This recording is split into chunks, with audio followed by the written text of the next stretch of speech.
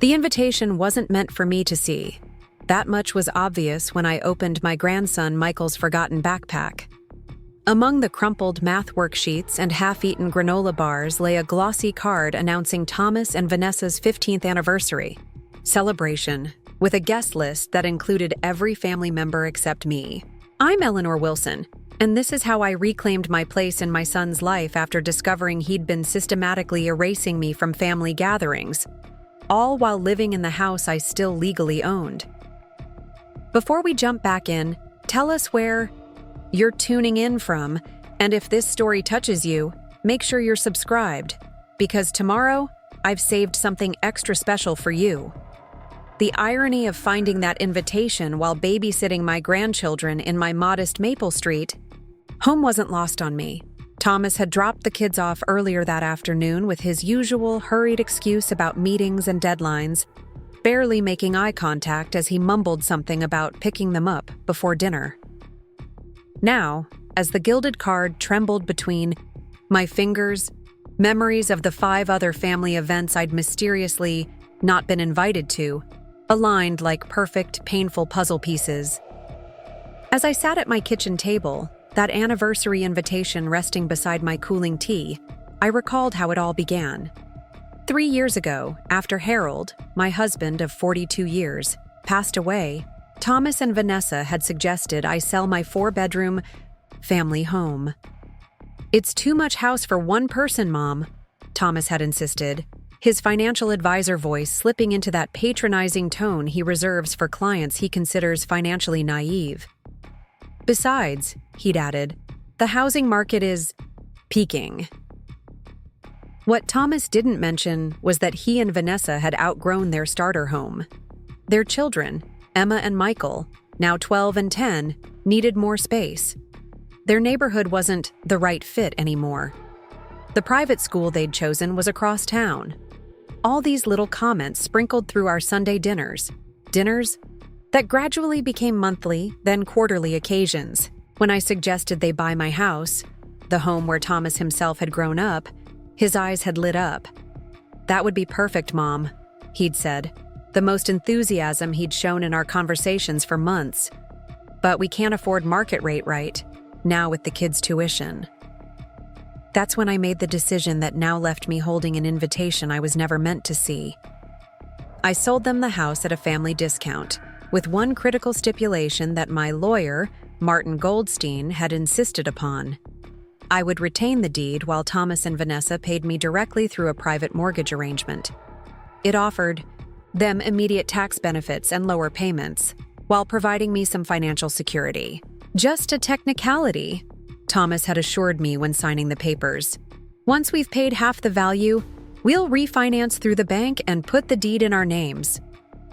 He'd squeezed my hand then, the last genuine touch I could remember between us. My teacup now empty, I called the one person who never sugarcoated the truth. "He's doing what?" Diane's voice crackled through my phone speaker, her indignation warming me despite the chill spreading through my chest. My oldest friend since college, Diane had warned me about selling to Thomas. "Eleanor, I told you this would happen.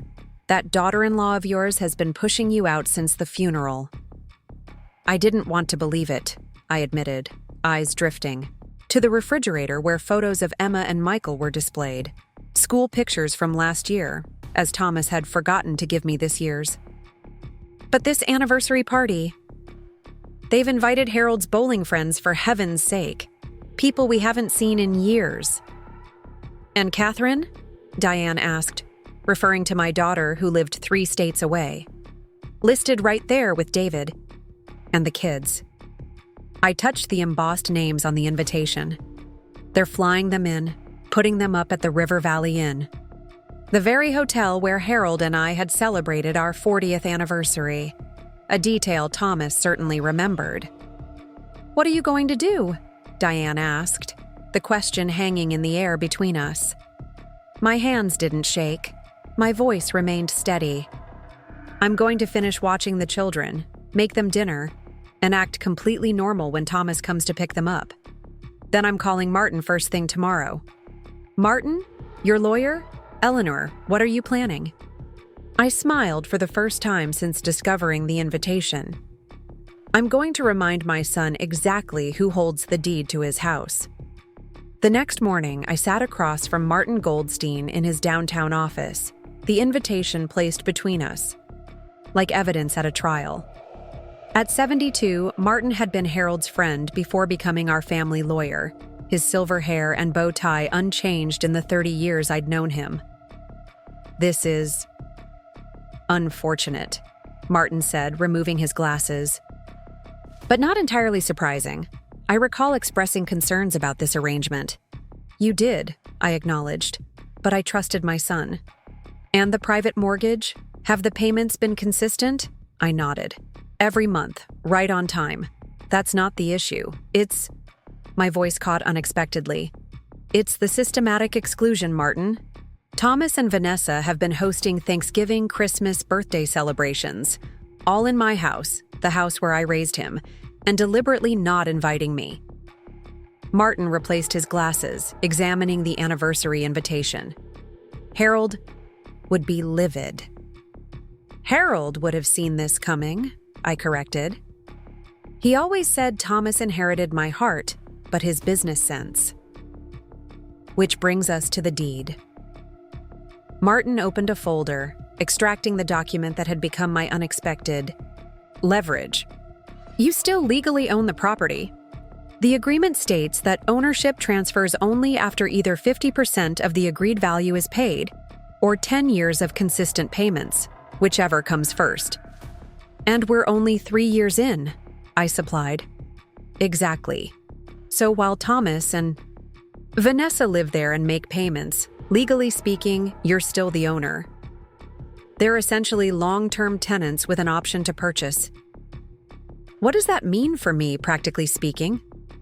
Martin leaned back, steepling his fingers, a gesture so reminiscent of Harold that my heart clenched. It means, Eleanor, that you have options, legal options. But before we discuss those, may I suggest something less confrontational? Have you spoken directly to Thomas about these exclusions? I pulled out my phone, scrolling through months of one-sided text. Conversations. I've tried. When I mentioned missing Emma's birthday party, he claimed it was just a small gathering of her school friends.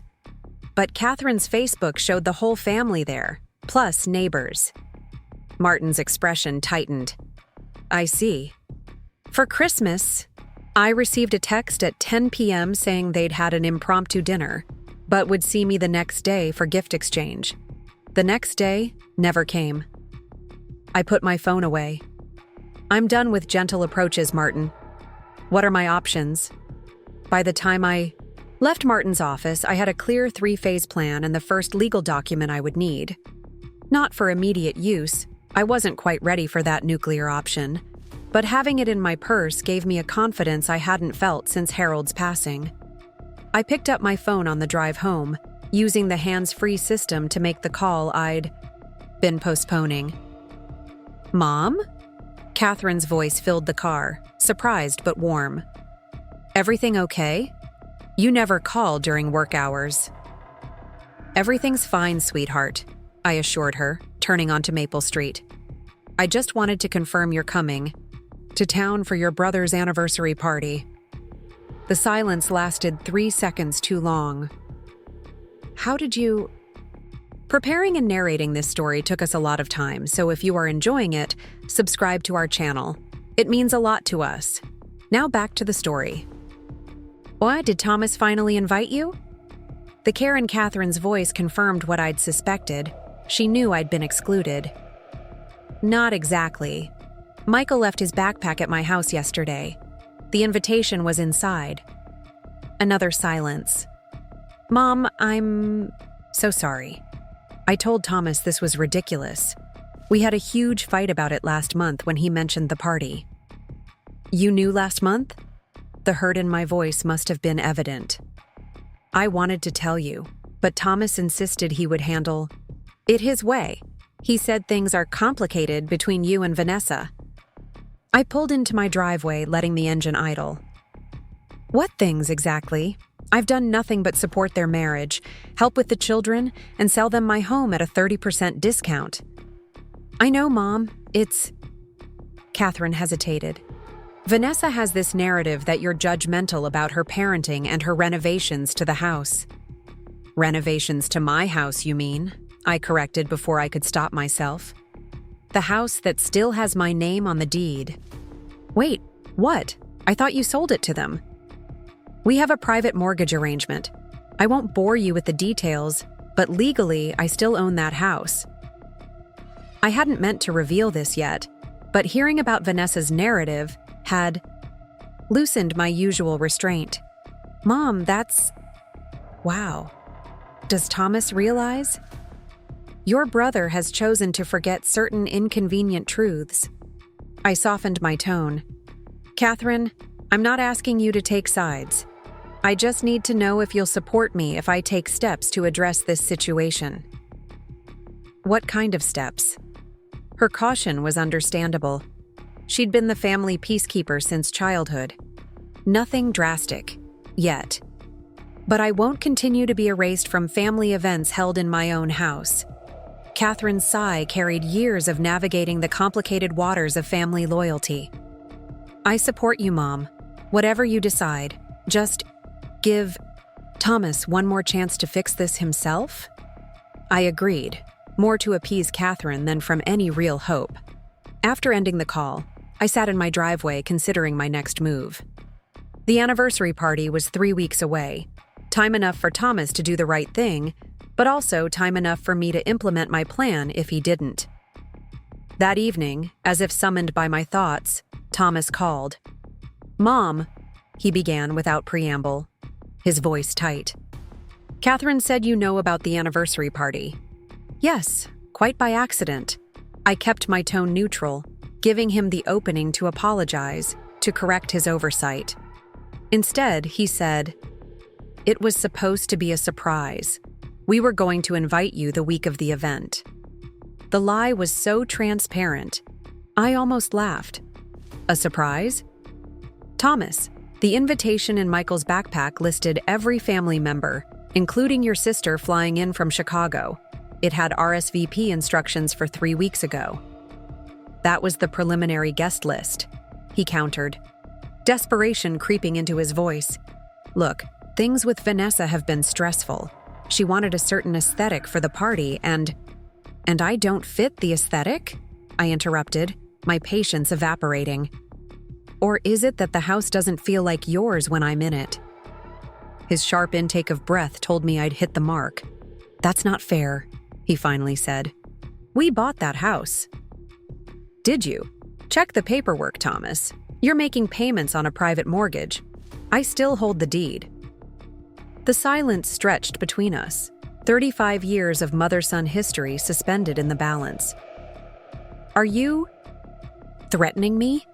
He eventually asked, his voice unnervingly similar to how Harold sounded when truly angry. I'm reminding you of reality, I corrected.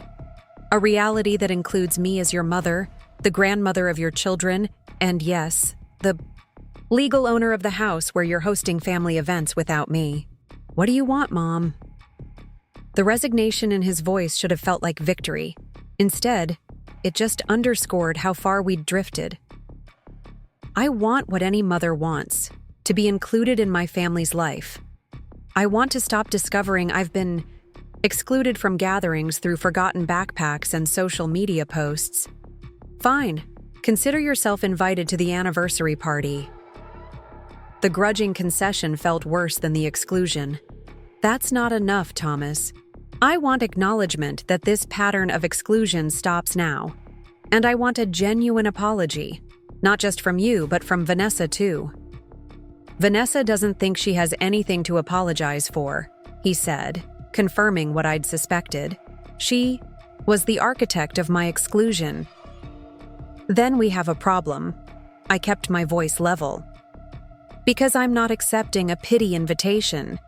Either I'm genuinely welcomed back into family gatherings, or I'll be forced to reconsider our financial arrangement. You wouldn't. His voice had dropped to a whisper. I sincerely hope it doesn't come to that, I said truthfully. The ball is in your court, Thomas.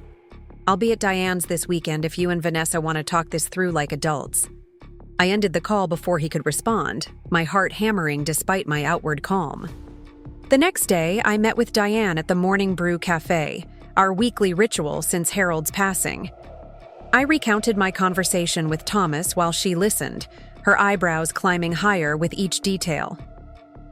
You actually reminded him about the deed? She asked, stirring her latte with unnecessary vigor. Eleanor Wilson, I didn't think you had it in you. Neither did I admitted. But something snapped when he tried to claim they were going to surprise me with an invitation. The sheer disrespect of thinking I'd believe such an obvious lie. What do you think they'll do? I considered this, watching pedestrians pass by the cafe window. Thomas will want to smooth things over with minimal effort. Vanessa will resist any suggestion that she's done something wrong. And if they don't come around? I pulled an envelope from my purse, the document Martin had prepared. Then I give them this. Formal written notice that I'm exercising my right to inspect the property as the deed holder. Diane's eyes widened. You're not actually considering evicting them, are you? No, I said quickly.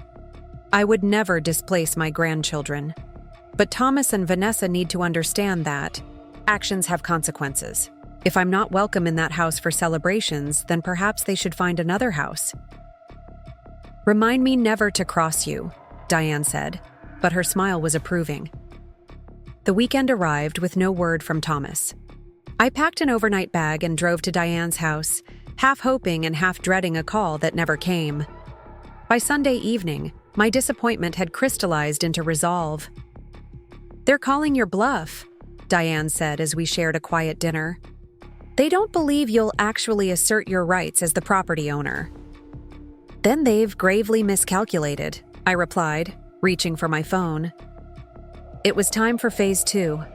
Monday morning found me at Martin's office again, signing the formal inspection notice.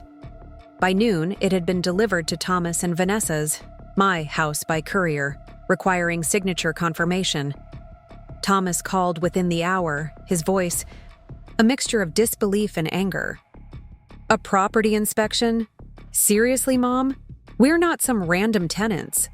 No, you're my son and daughter-in-law who have been systematically excluding me from family events in a house I still legally own, I countered. Consider the inspection notice a reminder of our actual arrangement, not the convenient fiction you've been operating under. Vanessa is furious, he said, as if this should concern me. I imagine she is. Truth often provokes that reaction when it disrupts carefully constructed narratives. What do you actually want?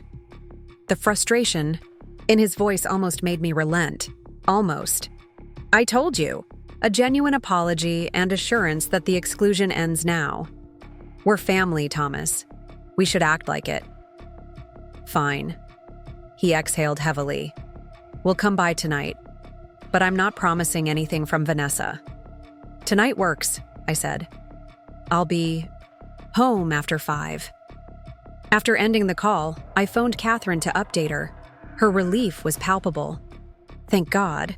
I was worried this would escalate beyond repair. It still might, I cautioned. A lot depends on tonight's conversation. Do you want me on standby? I could video call if things get tense. I considered this. Actually, yes. Having you as a witness might help keep things civil. By 7 p.m., my modest living room had become a negotiation zone. Thomas sat stiffly on the edge of my sofa, while Vanessa perched beside him, her posture radiating indignation. Catherine watched from my tablet, propped on the coffee table. Let me be clear, I began, once pleasantries had been exhausted. This isn't about the house, not really. It's about respect and family. When Harold died, I didn't just lose my husband. I seem to have lost my place in this family. That's not true, Thomas objected. You see the kids all the time. When it's convenient for you, I corrected. I babysit when needed. But actual family celebrations? Those happen without me now. Vanessa shifted, her first movement since sitting down. We have different visions for these events. More contemporary. And I'm too old-fashioned? I raised an eyebrow. Too outdated for your Instagram-perfect gatherings? Her flush confirmed my suspicion. Mom, that's not fair, Thomas began, but Catherine's voice cut through from the tablet. Actually, Thomas, it seems pretty accurate from what I've seen. Remember Emma's birthday? You had Mom watch Michael while you set up, then sent her home before guests arrived. Thomas at least had the grace to look embarrassed. Vanessa, however, doubled down. We needed the space for Emma's friends. It wasn't personal. Excluding family is always personal, I said quietly, especially when it becomes a pattern. What exactly are you threatening with this inspection notice?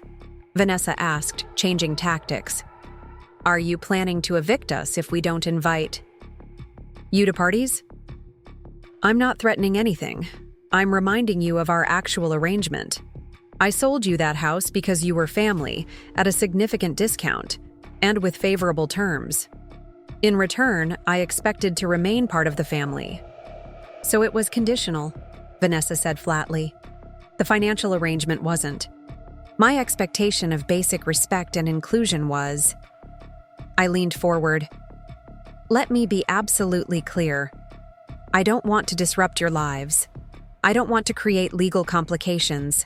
I want to be grandmother to your children and mother to my son, included in family gatherings held in the house where I raised my own family. Thomas, looking trapped between his wife and his mother, finally spoke. The anniversary party. We want you there, Mom. Genuinely. Vanessa shot him a look that could have frosted glass, but nodded stiffly. Yes. We should have included you from the beginning. It wasn't quite an apology, but it was movement in the right direction. Thank you, I said. That's a start.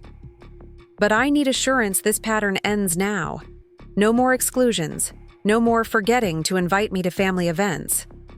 Agreed, Thomas said quickly, before Vanessa could respond. And we'll put a refinancing plan in place to transfer the deed, properly as originally agreed. This surprised me. It wasn't what I'd been pushing for. But Vanessa's eager nod revealed the underlying motivation. They wanted legal ownership, freedom from this leverage I'd unintentionally acquired. The original agreement stands, I said. 7 more years of payments, or until you've paid 50% of the value. But yes, at that point, I'll happily transfer the deed. Catherine spoke up again from the tablet. I think what everyone needs here is a reset. Mom deserves respect and inclusion. Thomas and Vanessa deserve clear boundaries. And the kids deserve a family that can gather without tension. We all nodded at this, the first moment of genuine consensus. As Thomas and Vanessa prepared to leave, I handed them a proper response card for their anniversary party. I'd like to contribute to the celebration. Perhaps the cake. I still have your grandmother's recipe that you always loved, Thomas. A flicker of the sun I remembered crossed his face. That would be nice, Mom. Thanks. After they left, Catherine and I continued our call. That went better than expected, she observed. We'll see if it translates to actual change, I said, not quite ready to celebrate. The 3 weeks before the anniversary party passed with noticeable shifts in family dynamics. Thomas called more frequently, sometimes just to check in. Emma asked if she could spend a weekend with me, working on a family history project for school. Even Vanessa sent a text asking for my input on the party menu. Small steps, but in the right direction. The day of the anniversary party arrived crisp and clear. I'd delivered the cake early that morning, Harold's mother's famous bourbon chocolate recipe, finding Thomas alone in the kitchen, coffee in hand. Mom, he'd said, relief evident in his voice. Thank you for this. It looks amazing. Your father would have insisted on it, I said, noticing how the kitchen had been remodeled yet again, barely recognizable from my time there. Thomas followed, my gaze. Too modern? just different," I said carefully. "Houses evolve with their families." He'd nodded, then hesitated before adding, "I'm sorry, Mom, for everything. I let things go too far." The apology, delivered quietly over cooling coffee in the kitchen that had once been mine, meant more than any public gesture could have. "I know, Thomas. We're finding our way back." That evening, dressed in a blue dress Catherine had insisted I buy during her last visit, I returned to my former home. Vanessa greeted me at the door, her smile tight but present. "Eleanor, welcome. Everyone's in the backyard." I followed her through the house, noticing family photos that now included recent ones of me with the grandchildren, a silent acknowledgement of my place in the family. The backyard had been transformed with twinkling lights and elegant tables. Catherine rushed over as soon as she saw me, pulling me into a hug before whispering, "You did it, Mom. Look at you, back where you belong." Across the lawn, I spotted Martin Goldstein, surprisingly present among the guests. He raised his glass slightly in my direction, a silent toast to resolution without requiring his legal documents. After dinner, Thomas clinked his glass for attention. With Vanessa beside him, he thanked everyone for celebrating their anniversary, then paused, his eyes finding mine. "And special thanks to my mother, Eleanor, who not only made the incredible cake you're about to enjoy, but who gave us this beautiful home where we've built our life together. Mom, we wouldn't be here without you. In more ways than one." The acknowledgement brought unexpected tears to my eyes as applause rippled through the gathering. Vanessa, perhaps prompted by Thomas, added, "And we're so glad you're here to celebrate with us, Eleanor. Family celebrations should include family." As the evening wound down, I found myself in what had once been my study, now converted to a reading room. Thomas joined me, 2 slices of cake in hand. "Peace offering," he said, extending a plate. "Not necessary, but appreciated." I accepted the cake, recognizing the mutual understanding passing between us. "I've been thinking about what you said, about the house evolving with the family," he began. "It made me realize I've been treating this place like it's only ours, not part of a family legacy." "Houses are just structures, Thomas. It's the people inside them that matter." He nodded, considering this. "We're adding your name to the family calendar app. All events automatically shared with you." I smiled at this modern solution. Technology to fix human problems? "It's a start," he acknowledged, along with actual conversations. Later, as Catherine drove me home, she asked, "Are you going to tell them you transferred the deed to their names this morning?" I smiled, thinking of the envelope I'd left on Thomas's desk. Martin's final document, my signature already in place. "Eventually, some lessons need time to settle first." "You never intended to hold it over them, did you?" she asked, knowing the answer. "Of course not. But sometimes people need reminding of what truly matters before they can recognize it themselves." The following Sunday, Thomas and Vanessa arrived at my door with the children and a fruit tart from my favorite bakery, a new tradition in the making.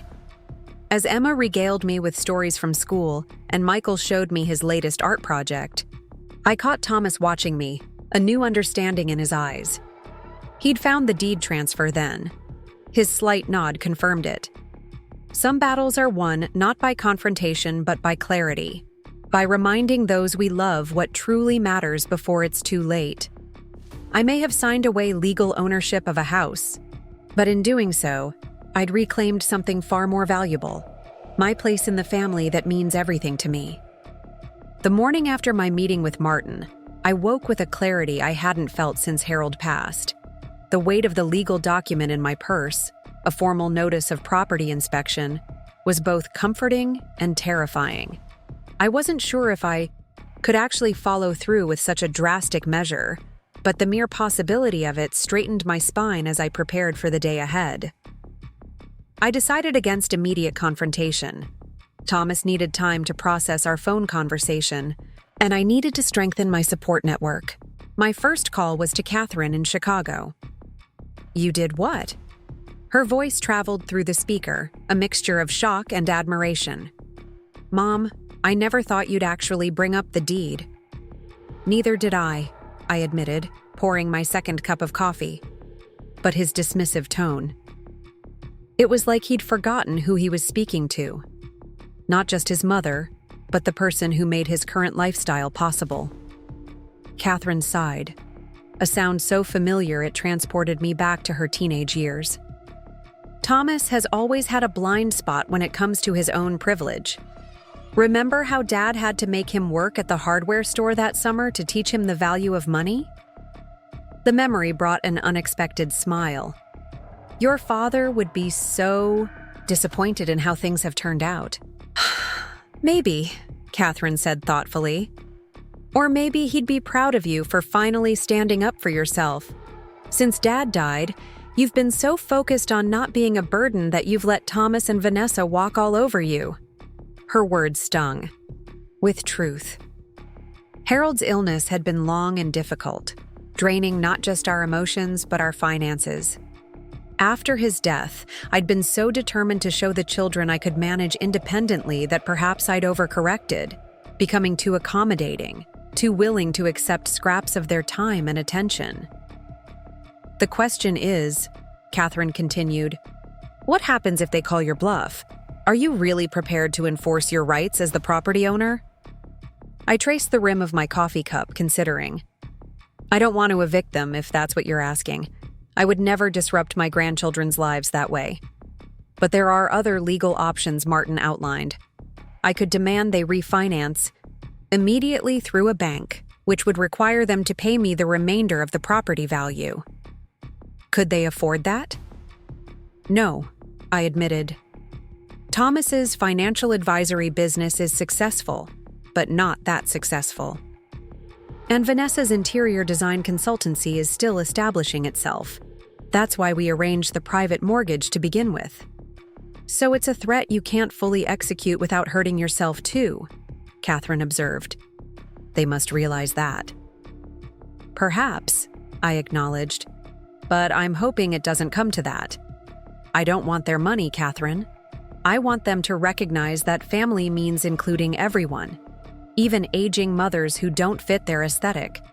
After our call ended, I drove to the community center where I volunteered 3 mornings a week, teaching senior art classes.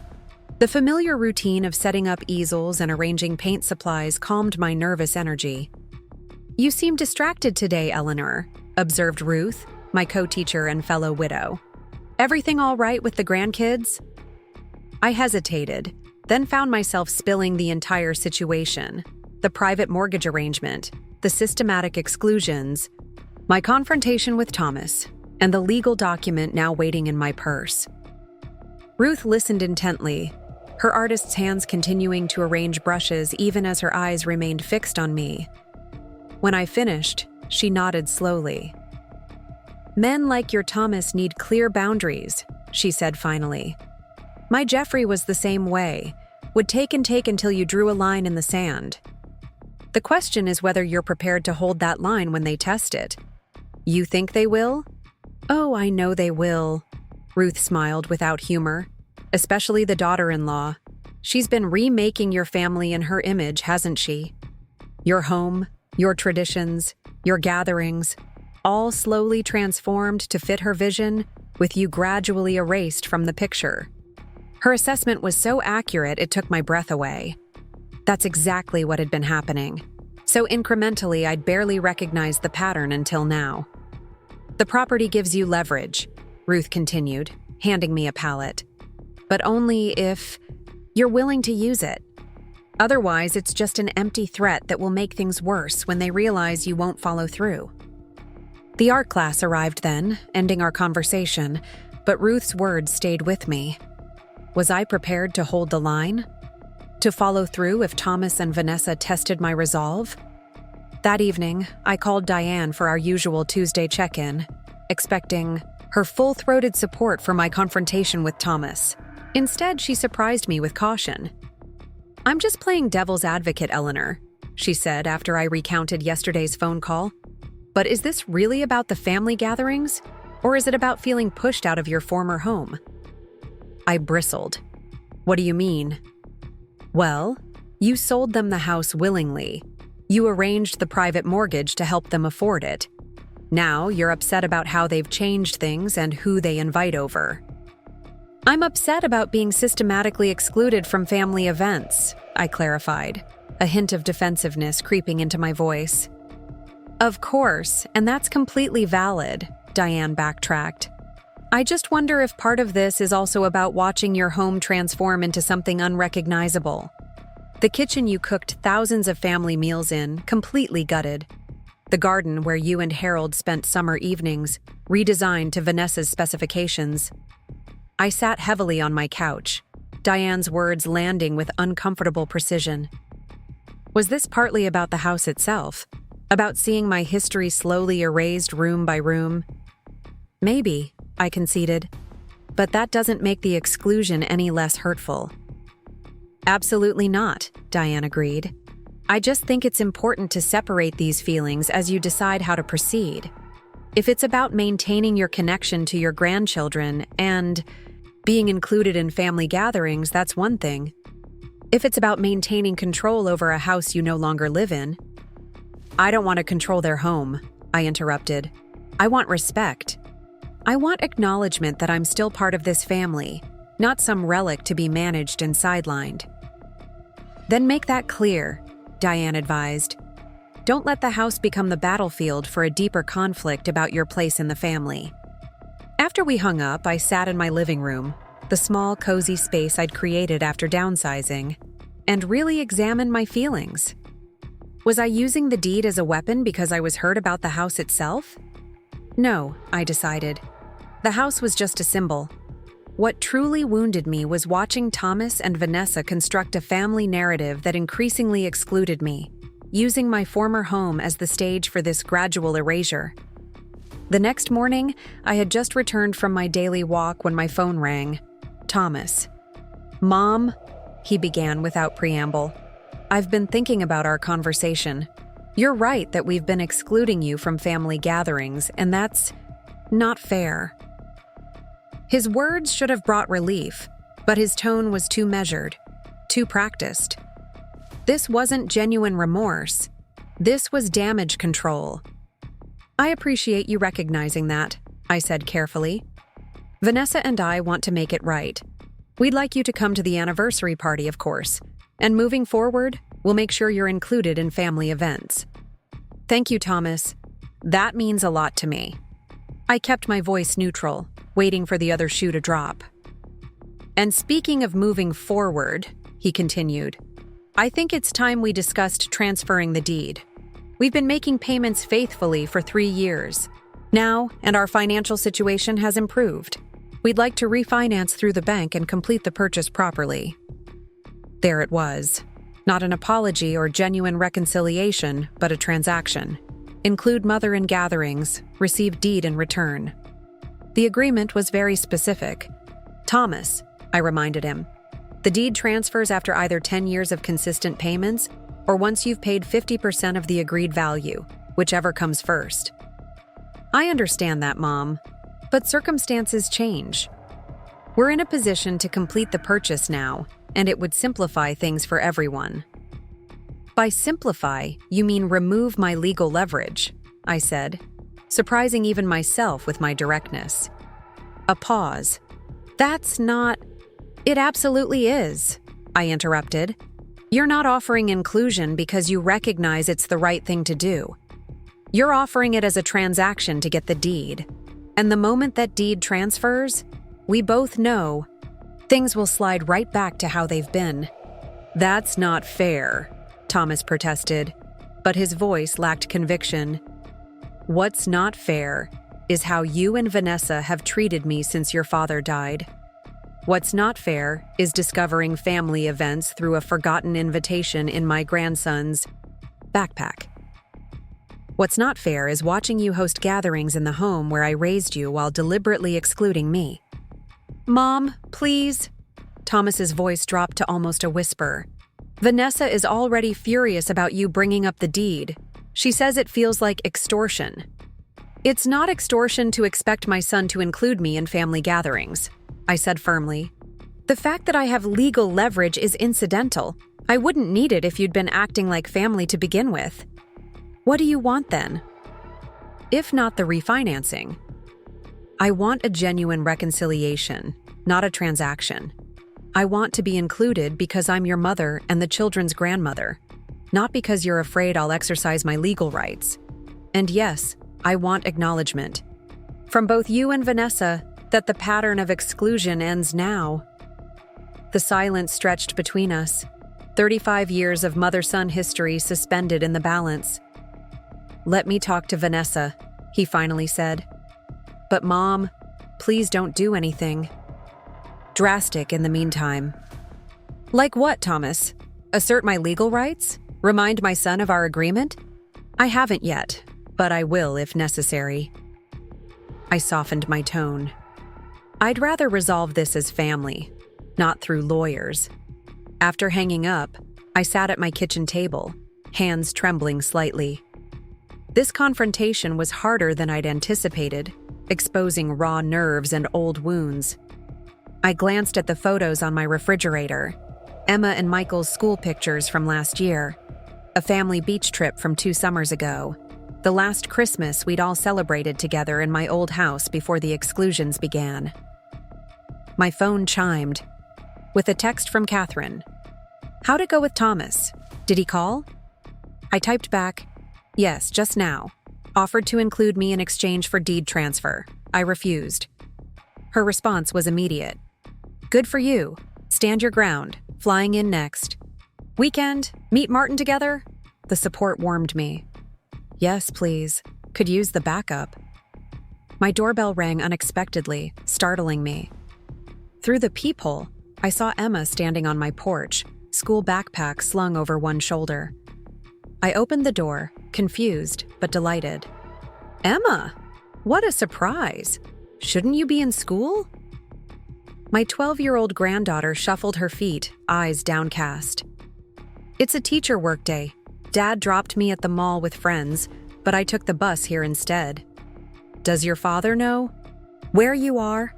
I ushered her inside, concern tempering my joy at the unexpected visit. Emma shook her head, blonde ponytail swinging. I told him I'd be at Madison's all day, but I wanted to see you, Grandma. And to tell you, I heard them talking about you last night. My heart sank. Oh, Emma, you shouldn't be caught in the middle of adult disagreements. But they're being mean, she insisted, dropping onto my couch with the dramatic flair unique to preteens. Mom said you were trying to control everything, and Dad said they needed to manage you until they got the house deed. What does that even mean? I sat beside her, choosing my words carefully. It means the grown-ups need to have some serious conversations about respect and family, but none of this is for you to worry about. Emma looked up, her eyes, so like Harold's, serious beyond her years. They didn't invite you to their anniversary party, or to my birthday, or to Thanksgiving. It's not right. You noticed that? I asked softly. Of course I noticed. You're my grandma. And it's stupid because you make the best birthday cakes and tell the best stories about Dad when he was little. She pulled a folded paper from her backpack. I have this school project about family history. Will you help me with it? The simple request, offered so earnestly, brought tears to my eyes. I'd love nothing more.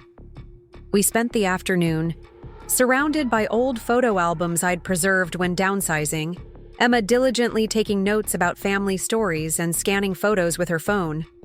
Around 4 o'clock, I gently suggested we call her father. He'll be so worried when Madison's mother calls to check on you girls. Emma's guilty expression confirmed my suspicion that she hadn't fully thought through her deception. Do we have to? He'll be mad. He'll be concerned, not mad, I corrected, dialing Thomas's number before Emma could protest further. His panic was evident from the first word. Mom, have you heard from Emma? Madison's mom just called and she's here with me, I interrupted. Safe and sound. She wanted help with a school project on family history. The relief in his voice quickly shifted to confusion. At your house? How did she even get there? The city bus, apparently. She's quite resourceful. I kept my tone light, though we'd definitely be discussing the wisdom of 12-year-olds taking public transportation alone later. I'll come get her right away. No rush, I said. We're making good progress on her project, and I can feed her dinner. Unless you had other plans. Thomas hesitated. No, that would be nice, actually. I need to pick up Michael. From his robotics club, then I'll swing by around 7? Perfect, I agreed. And Thomas? She overheard your conversation with Vanessa last night. About managing me until you get the deed. The silence on the other end spoke volumes. I'll see you at 7, I said, ending the call before he could respond. Emma and I returned to our project, though her earlier enthusiasm had dimmed slightly. Is Dad mad? Not at you, I assured her. He's picking you up after dinner. Now, did I ever tell you about the time your father decided to give himself a haircut the night before school pictures? Her giggle was worth every difficult conversation with Thomas, every legal consultation with Martin, every painful realization about my diminishing place in the family.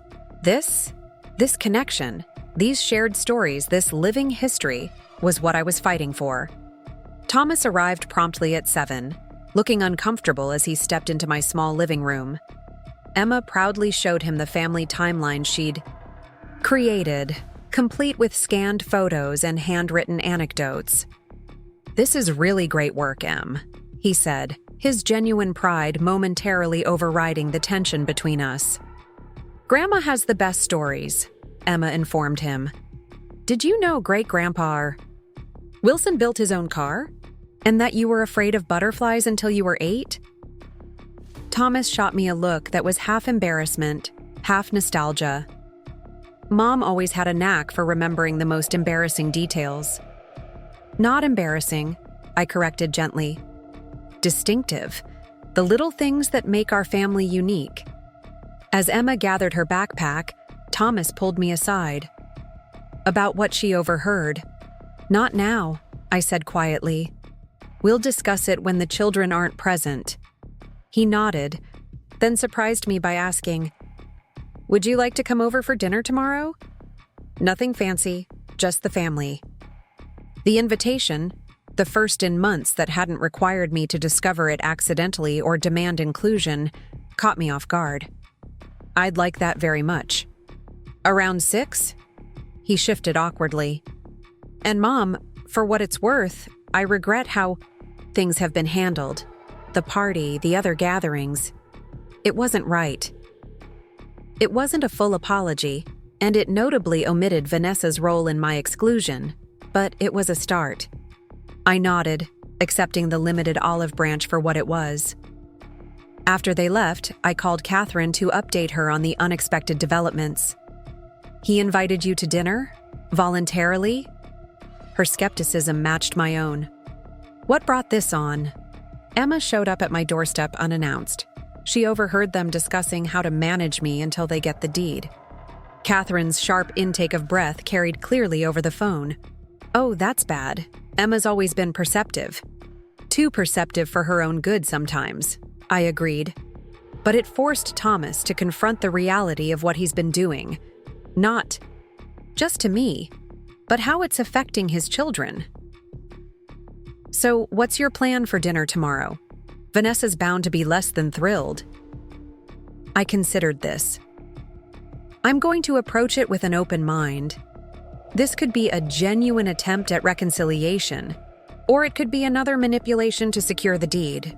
Either way, I'll learn something valuable. Just be careful, Catherine cautioned, and remember, you have every right to be treated with respect and included in family gatherings. Don't let them make you feel like you're asking for too much. The next day, I spent more time than I'd like to admit selecting my outfit for dinner. Nothing too formal. I didn't want to appear stiff, Nothing too casual. I needed to maintain a certain dignity. Nothing that Vanessa could interpret as a criticism of her home decor. Her sensitivity about my supposed judgments of her design choices was legendary. I settled on navy slacks, a cream blouse, and the pearl earrings Harold had given me for our 35th anniversary. Simple, elegant, impossible to criticize. I even drove to the salon for a trim, something I hadn't bothered with in months. Hot date, teased Gloria, my longtime stylist. Dinner with my son and his wife, I replied. More like diplomatic negotiations than a date. Gloria laughed as she snipped. Family dinners often are. My son-in-law still hasn't forgiven me for suggesting they paint their living room a different shade of gray. Apparently, there are 1,000 grays, and I insulted his favorite. I smiled, thinking of Vanessa's reaction when I'd once innocently asked if the new kitchen backsplash was temporary. Interior design has become very personal these days. It's not about the paint, Gloria said wisely. It's about territory. Who controls the shared spaces? Who gets to make decisions? The paint is just the battlefield. Her insight stayed with me as I drove to Thomas and Vanessa's, to my former home that evening. Was the house itself our battlefield? The physical manifestation of deeper conflicts about control, respect, and family dynamics? I pulled into the driveway at precisely 6 o'clock, noting with a pang that Vanessa had finally removed the rose bushes Harold had so lovingly tended. In their place stood modern sculptural plants in geometric concrete planters. Striking, but without a hint of the history they'd replaced. Michael opened the door before I could ring the bell, flinging himself into my arms with an enthusiasm that soothed my nervous heart. Grandma, did you bring your famous cookies? Dad said you might. I laughed, producing a container from my purse. Chocolate chip with pecans, your favorite. Yes. He pumped his fist, taking the container reverently. Mom made quinoa casserole again, so I'm gonna need these. Michael! Vanessa's voice called from inside. Don't be rude about dinner before we've even eaten it. I followed Michael into the house, bracing myself for Vanessa's reception. She stood in the hallway, wearing a carefully neutral expression. That didn't quite reach her eyes. Eleanor, she greeted me with a stiff nod. Thank you for coming. Thank you for having me, I replied with equal formality, offering the bottle of wine I'd brought. I remembered Thomas mentioning you enjoyed Pinot Noir. Something flickered in her expression. Surprise, perhaps, that I'd recalled this detail about her preferences. That's very thoughtful. Thank you. She took the bottle, examining the label with what seemed like genuine appreciation. Thomas appeared from the kitchen, wiping his hands on a towel. Mom, welcome. Emma's just setting the table. The domesticity of the scene, Thomas cooking, Emma handling table settings, struck me as deliberately constructed, as if they were performing happy family dinner for my benefit. Still, I smiled and followed Thomas into the kitchen, which had been remodeled yet again since my last visit. The new countertops are lovely, I commented, determined to start positively. Vanessa, entering behind me, seemed to relax slightly. Thank you. We finally found a quartzite that had the right veining without being too busy. Smart choice. More durable than marble, but with the same elegance. I'd done my homework, researching design trends to better understand Vanessa's world. Her eyebrows lifted marginally, the first genuine reaction I'd seen. Exactly. Thomas wanted marble, but with the children. Harold made the same mistake in our first home, I offered. Insisted on marble counters, then nearly had a heart attack when Catherine dropped grape juice on them a week later. A ghost of a smile crossed Vanessa's face. That sounds familiar. Thomas dropped red wine on our sample slab during the consultation. Some things never change, I said, catching Thomas's eye. He spilled an entire bottle of cranberry juice on my white tablecloth the day before my parents. We're coming to visit. He was 11 and thought he could serve himself like a grown-up. Emma appeared in the doorway, delighted by this new information. "Dad, you were clumsy too?" "Too?" Thomas raised an eyebrow. "Something you want to tell us, Em?" She blushed. "I might have knocked over a water glass in art class today, but it was just water." The tension in the room dissipated slightly. As we all laughed, the shared moment of family humor creating a bridge between the awkward formality of my arrival and the possibility of a genuine connection. Dinner itself was surprisingly pleasant. The quinoa casserole, Michael's complaints notwithstanding, was quite good. The children dominated the conversation with school stories, and Thomas made a visible effort to include me in discussions about upcoming family plans. "We're thinking of the lake house rental again for Memorial Day weekend," he mentioned as we finished the main course. "The one with the big dock where Dad taught the kids to fish last year." The kids loved that place. I agreed, remembering the photos I'd seen on Catherine's social media, photos from another family gathering I hadn't been invited to. "You should join us this year," Thomas said, studiously avoiding Vanessa's gaze. "It has plenty of room, and the kids would love to have you there." The invitation hung in the air between us, the first acknowledgement, however indirect, of my previous exclusion from the lake house trip. "I'd like that very much," I said simply, refusing to point out that I should have been included last year as well. Vanessa cleared her throat. "The booking allows up to 8 people, so it would work with both you and Catherine's family." Her calculation of numbers, the grudging admission that yes, there had always been room for me, was as close to an acknowledgement of past wrongs as I was likely to get. After dinner, as Vanessa took the children upstairs for their bedtime routine, Thomas and I sat at the kitchen island with coffee. "That went better than expected," he ventured cautiously. "Yes," I agreed, though I notice we carefully avoided discussing the actual issue at hand.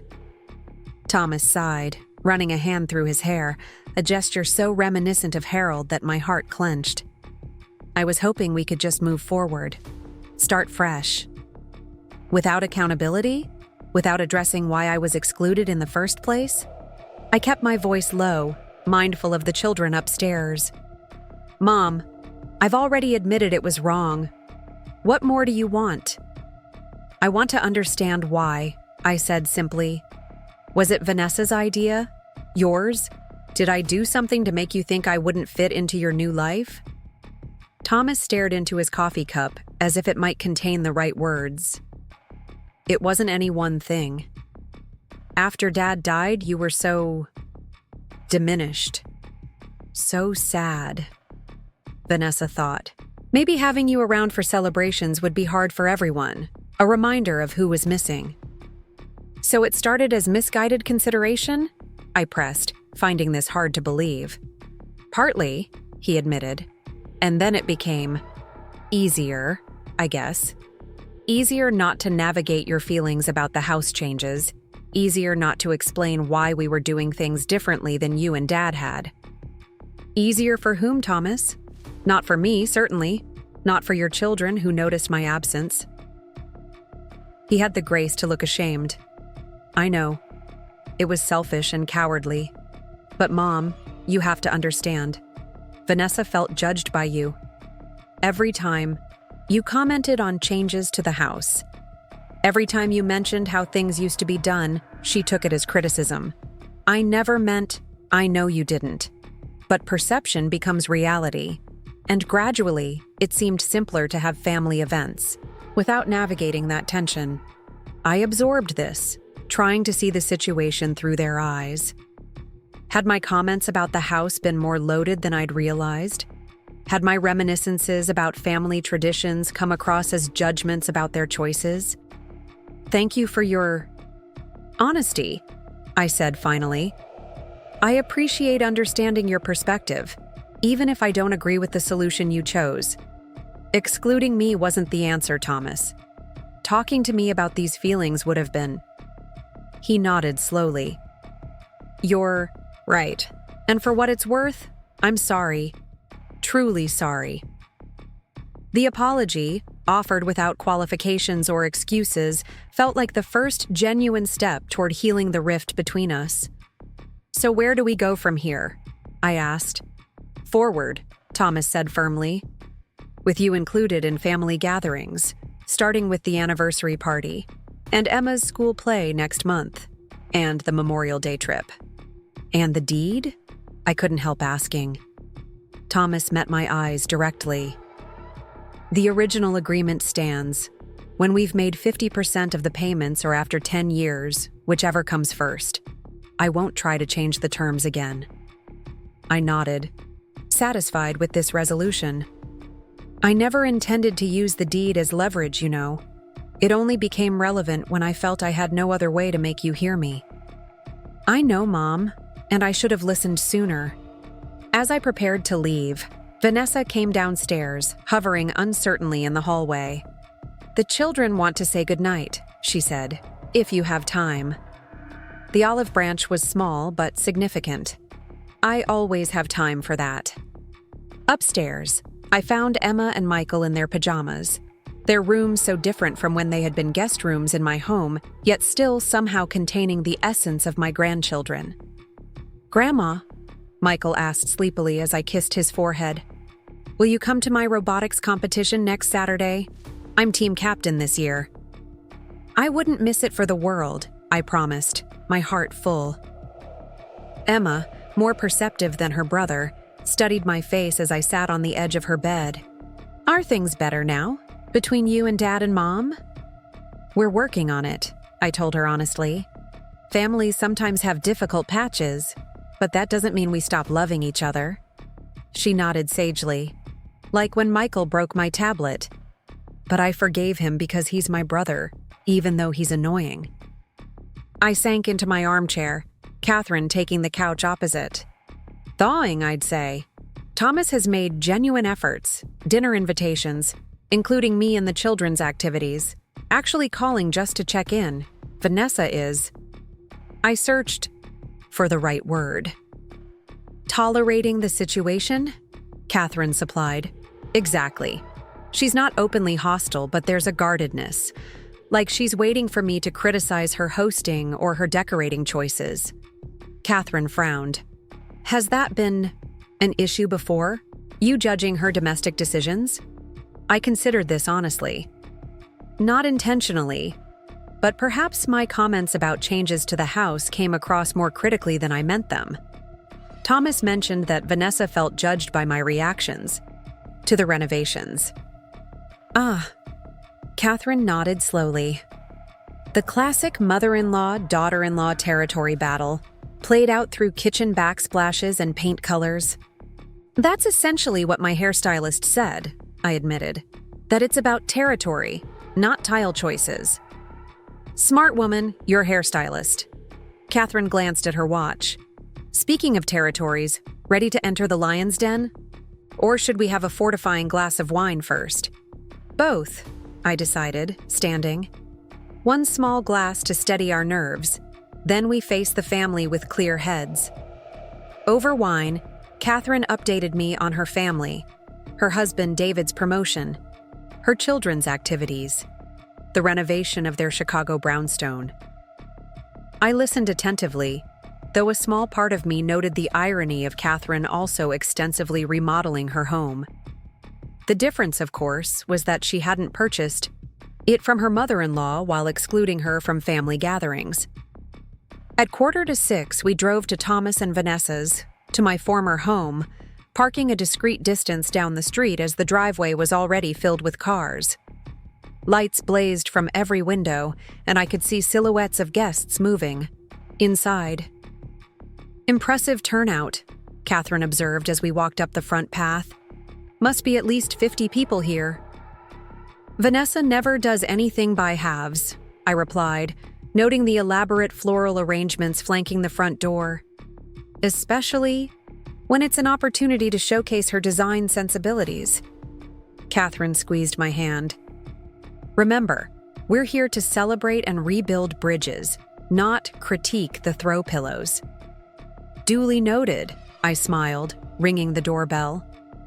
The door swung open to reveal Michael, handsome in a child-sized suit, his face lighting up at the sight of us. "Grandma! Aunt Catherine! Dad! They're here!" He called over his shoulder before throwing his arms around my waist. Thomas appeared behind him, looking more relaxed than I'd seen him in months. "Mom, Catherine, welcome. Come in, please." The entrance hall had been transformed with more floral arrangements and framed photos of Thomas and Vanessa through their 15 years together. I noticed with a pang that the wall color, once the warm yellow I'd selected with Harold, was now a fashionable gray. Catherine must have sensed my momentary nostalgia because she smoothly interjected, "The place looks fantastic, Thomas. Very elegant." "All Vanessa's doing," he replied, leading us toward the crowded living room. "She's been planning this for months." I bit back the observation that I hadn't been included in those months of planning, focusing instead on the positive. "The flowers are beautiful. Dahlias were always my favorite." Thomas's glance held surprise and what might have been gratitude. Vanessa remembered. She specifically ordered them because of that. This unexpected consideration from my daughter-in-law momentarily threw me off balance. Before I could respond, Emma appeared, throwing herself into Catherine's arms with preteen enthusiasm. "Aunt Catherine, did you bring the Chicago chocolates? The ones with the weird flavors?" Catherine laughed, producing a small box from her purse. "Lavender, chili, and rosemary caramel. Your favorites, weirdo." Emma clutched the box triumphantly before turning to me with a more contained but still warm hug. "Hi, Grandma. You look pretty." "So do you, sweetheart." I smoothed her hair, noting she wore it in the French braid I'd taught her to make last summer. Another small, hopeful sign. Thomas guided us into the living room where guests mingled, drinks in hand. I recognized neighbors, colleagues from Thomas's firm, several of Vanessa's designer friends, and Harold's older brother George with his wife Helen. "Eleanor!" George boomed, making his way toward us. "What a sight for sore eyes! Haven't seen you at one of these shindigs in ages." His innocent comment hung awkwardly in the air, highlighting my previous exclusions. Thomas shifted uncomfortably beside me. "Been busy with my volunteer work," I replied smoothly, "but wouldn't miss Thomas and Vanessa's anniversary celebration." George, oblivious to the undercurrents, launched into updates about his retirement. Golf game while I scanned the room for Vanessa. I spotted her by the fireplace, another feature completely transformed from my time in the house, deep in conversation with a stylish couple I didn't recognize. Catherine, ever perceptive, murmured, "Want me to run interference with Uncle George while you make the rounds?" "Please," I whispered gratefully. "I should speak with Vanessa." As Catherine expertly diverted George with questions about his recent cruise, I made my way across the room. Vanessa saw me approaching, her conversation faltering momentarily before she composed her features into a hostess smile. "Eleanor," she greeted me, turning to include me in her circle. "You remember Jason and Melissa from the design collective? They were just admiring the custom cabinetry in the dining room." "Lovely to see you both again," I said, though I had only the vaguest recollection of meeting them at some previous gathering. "The house looks beautiful, Vanessa. You've done wonderful work with it." Something flickered in her eyes. Surprise? Wariness? Perhaps a hint of gratitude? "Thank you.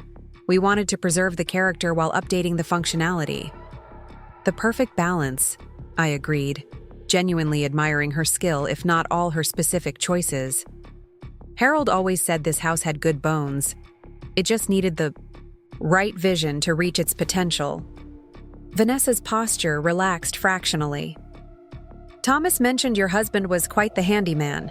The original crown moldings were his work?" "Yes, he spent one entire summer on a ladder," I confirmed, warming to the memory. I was pregnant with Thomas at the time and nearly had a heart attack every time Harold leaned too far. Jason and Melissa excused themselves to the bar, leaving Vanessa and me in a moment of unexpected privacy amid the crowded room. "I'm glad you could come," she said after a brief hesitation. "It means a lot to Thomas, and to the children." I noted what was left unsaid, that my presence wasn't particularly meaningful to her, but chose to focus on the olive branch being offered. "Thank you for including me. 15 years is a significant milestone." "It is," she agreed, her eyes drifting to Thomas across the room, now chatting with Catherine and some colleagues. "Not always easy ones, but significant." "Marriage never is easy," I offered. "But the difficult years often create the strongest bonds." Vanessa studied me with new interest. "Thomas said you and Harold were married for 42 years when he passed." "We were," I confirmed, with plenty of rough patches along the way. Harold was stubborn, I was too proud, and we were both too quick to assume the worst when communication broke down. "That sounds familiar," Vanessa admitted with the ghost of a smile. "Thomas can be exasperatingly stubborn." "He comes by it honestly," I said.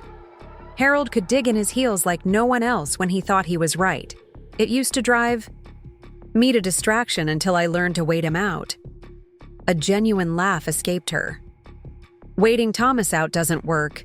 He just becomes more entrenched."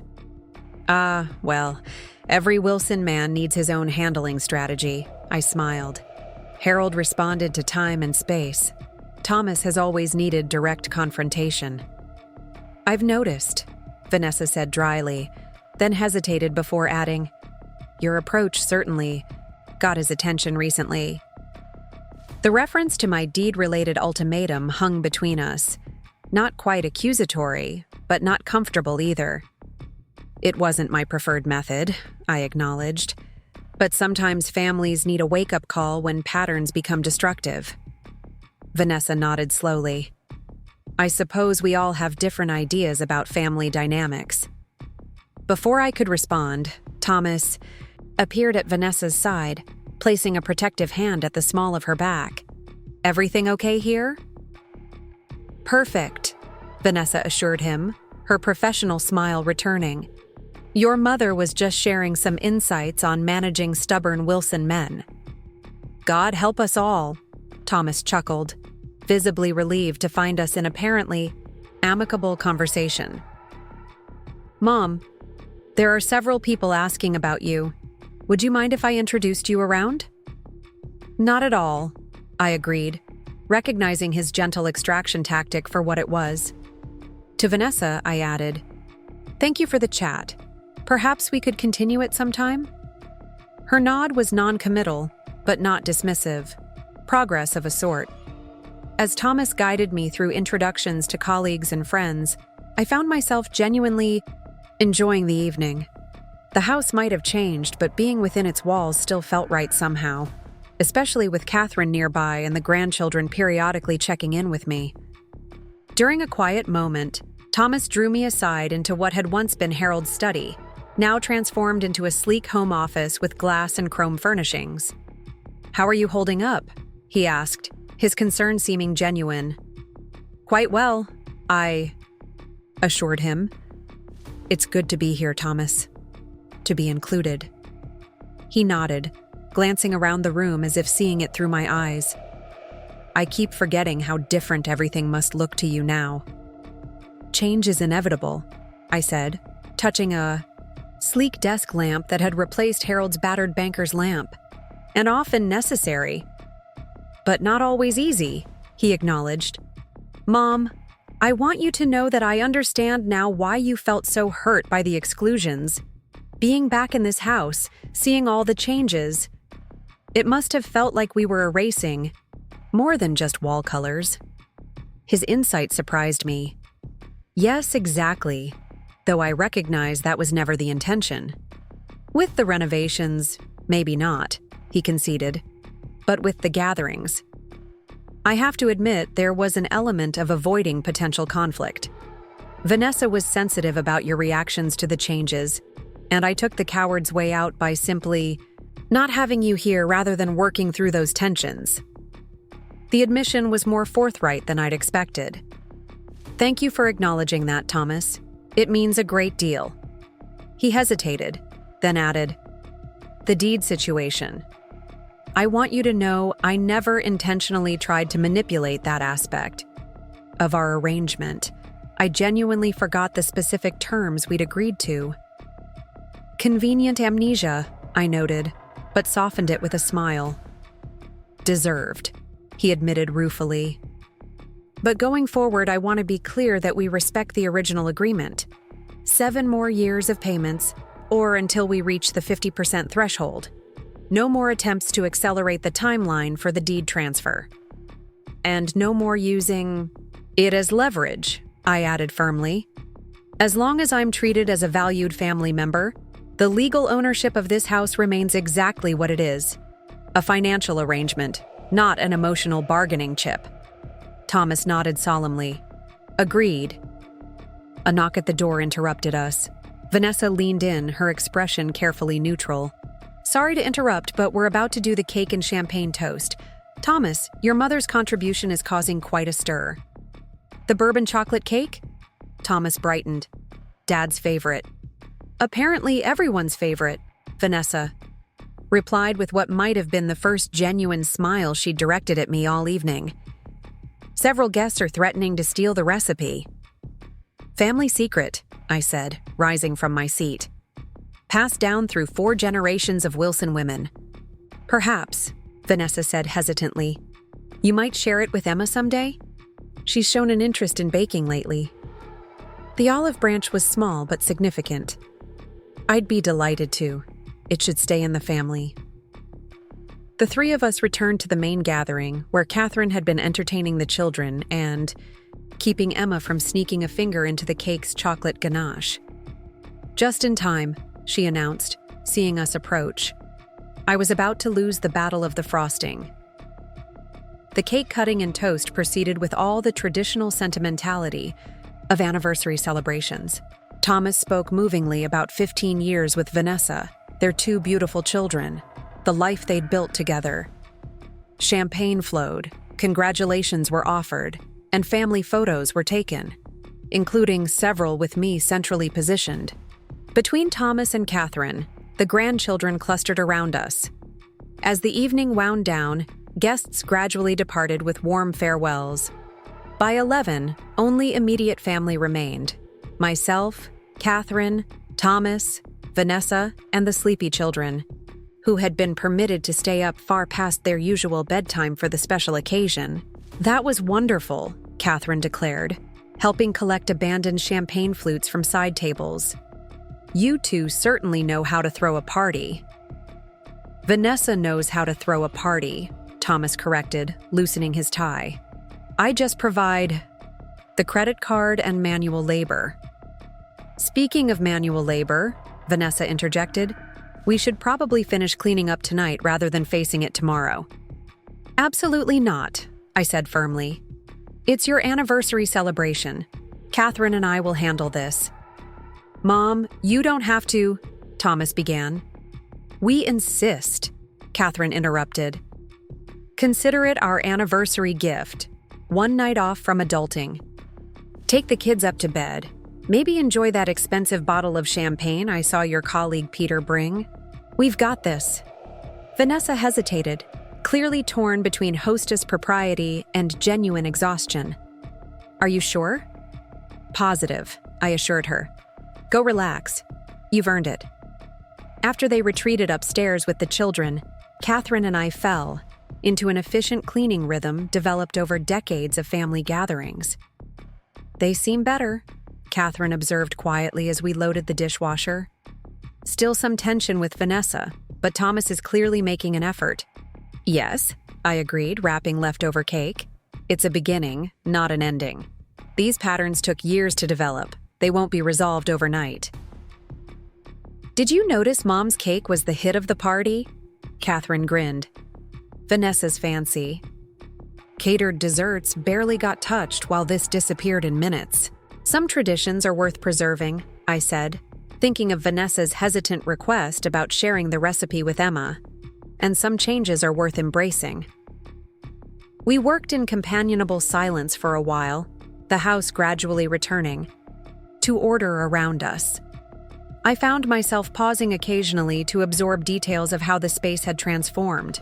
Walls moved, windows enlarged, doorways widened. Different, certainly, but not necessarily worse. "You're doing better with this than I expected," Catherine noted, observing my contemplation of the remodeled kitchen. "I'm trying to see it as evolution rather than erasure," I explained. "This house has always adapted to the family living in it. Your father and I made countless changes when we bought it from the previous owners." "True," Catherine acknowledged, "though I doubt you eliminated quite so many walls."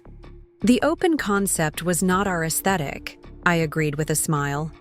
"Your father believed firmly in rooms having specific purposes and proper doors." As we finished the last of the cleanup, Thomas reappeared, now in comfortable clothes, a glass of champagne in hand. "I can't believe you two actually managed to restore order to this chaos." "Thank you." "Our pleasure," Catherine assured him, "though we should probably head out and let you enjoy what's left of your anniversary." "Actually," Thomas said hesitantly, "Vanessa and I were wondering if you might both stay tonight. The guest rooms are made up, and the children would love morning pancakes with Grandma and Aunt Catherine." The invitation to stay overnight in what had once been my home caught me off guard. "Are you sure? We don't want to impose on your celebration." "You wouldn't be," he assured me. "In fact, having family here would make it complete." Catherine glanced at me, clearly leaving the decision in my hands. This symbolic gesture, inviting me to stay in the house I legally owned but had been made to feel unwelcome in, represented more than just a practical overnight arrangement. "We'd love to," I decided, feeling a weight lift that I hadn't fully acknowledged was there. "Thank you, Thomas." After Thomas returned upstairs, Catherine and I settled in the living room with herbal tea, the house quiet around us. "Well played, Mom," Catherine said softly. "You've managed to reclaim your place without burning any bridges." "It wasn't a game," I reminded her. "These are relationships, not tactical maneuvers." "Of course," she conceded. "But you have to admit, going from excluded to overnight guest in the span of a few weeks is quite the turnaround." I considered this, sipping my tea. "I think the deed situation was just the catalyst. The real issues run deeper. Vanessa's insecurity about her place in the family, Thomas's conflict avoidance, my difficulty accepting changes to spaces and traditions I cherished." "All valid points," Catherine agreed. "But bringing the deed into it certainly got their attention." "Sometimes people need to be reminded of uncomfortable truths before they can address uncomfortable feelings," I said. "But I never intended to actually exercise those legal rights, only to use them as a mirror to reflect what was happening in our family." Catherine studied me with new respect. "You know, Mom, Dad always said you were the strategist in the family. Your mother plays chess while everyone else is playing checkers," he used to tell us. The memory warmed me. Harold gave me too much credit. I'm just old enough to recognize patterns and patient enough to wait for the right moment to address them. "Well, whatever your method, it worked," Catherine yawned, setting down her empty teacup. "Think we should head up? Those guest rooms are calling my name." As we climbed the stairs that had once led to my bedroom, now Vanessa and Thomas's master suite, I felt a strange blend of nostalgia and acceptance. This house had sheltered my family through decades of growth, change, conflict, and reconciliation. Now it was doing the same for Thomas's family. The guest room I was given had once been Catherine's childhood bedroom, though no trace of that history remained in its current iteration as a tasteful guest suite with gray and yellow accents. I ran my hand over the smooth duvet, remembering the ruffled pink bedspread that had once covered Catherine's twin bed, the posters of rock bands that had adorned these now pristine walls. Evolution, not erasure, I reminded myself. After changing into the nightclothes I'd hastily packed from Catherine's overnight bag, I stood at the window overlooking the backyard. The swimming pool Thomas and Vanessa had installed 2 summers ago glimmered in the moonlight, a feature Harold and I had discussed but never implemented, prioritizing college funds instead. A soft knock at the door interrupted my thoughts. To my surprise, it was Vanessa, also in night clothes, her usual perfect appearance softened by the late hour. "I just wanted to make sure you had everything you need," she said, hovering in the doorway. "Absolutely," I assured her. "The room is lovely, Vanessa. You have a real gift for design." She accepted the compliment with a small nod. "Thank you for staying." The children were thrilled when we told them. "Thank you for the invitation," I replied. "It means a great deal to be welcomed back into this home." Vanessa hesitated, clearly struggling with something. Finally, she said, "I know things have been difficult between us, especially regarding family gatherings and, well, the house situation." "Yes," I acknowledged simply, waiting for her to continue. "I didn't fully understand how much it hurt you to be excluded," she admitted. "Or perhaps I didn't want to understand. Having you here felt like being evaluated somehow, like I could never measure up to how things were when you and Harold lived here." The honesty surprised me. "That was never my intention, Vanessa. But I understand how my comments about changes might have felt like criticism." "It wasn't just that," she said slowly. "It was the history. Every room held stories I wasn't part of, traditions I didn't understand. It felt like competing with ghosts." "No one was asking you to compete," I said gently. "Certainly not Harold, who would have adored what you've done with the house. Probably not even me. Though I can see now how my reminiscing might have felt like setting standards you hadn't agreed to."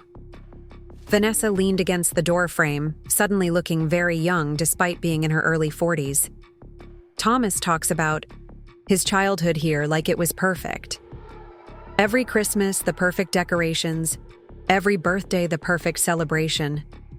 I felt pressure to recreate that magic while also establishing our own traditions." "Oh, Vanessa," I sighed, gesturing for her to come sit beside me on the edge of the bed. "Let me tell you a secret about those perfect Christmases and birthdays. They weren't.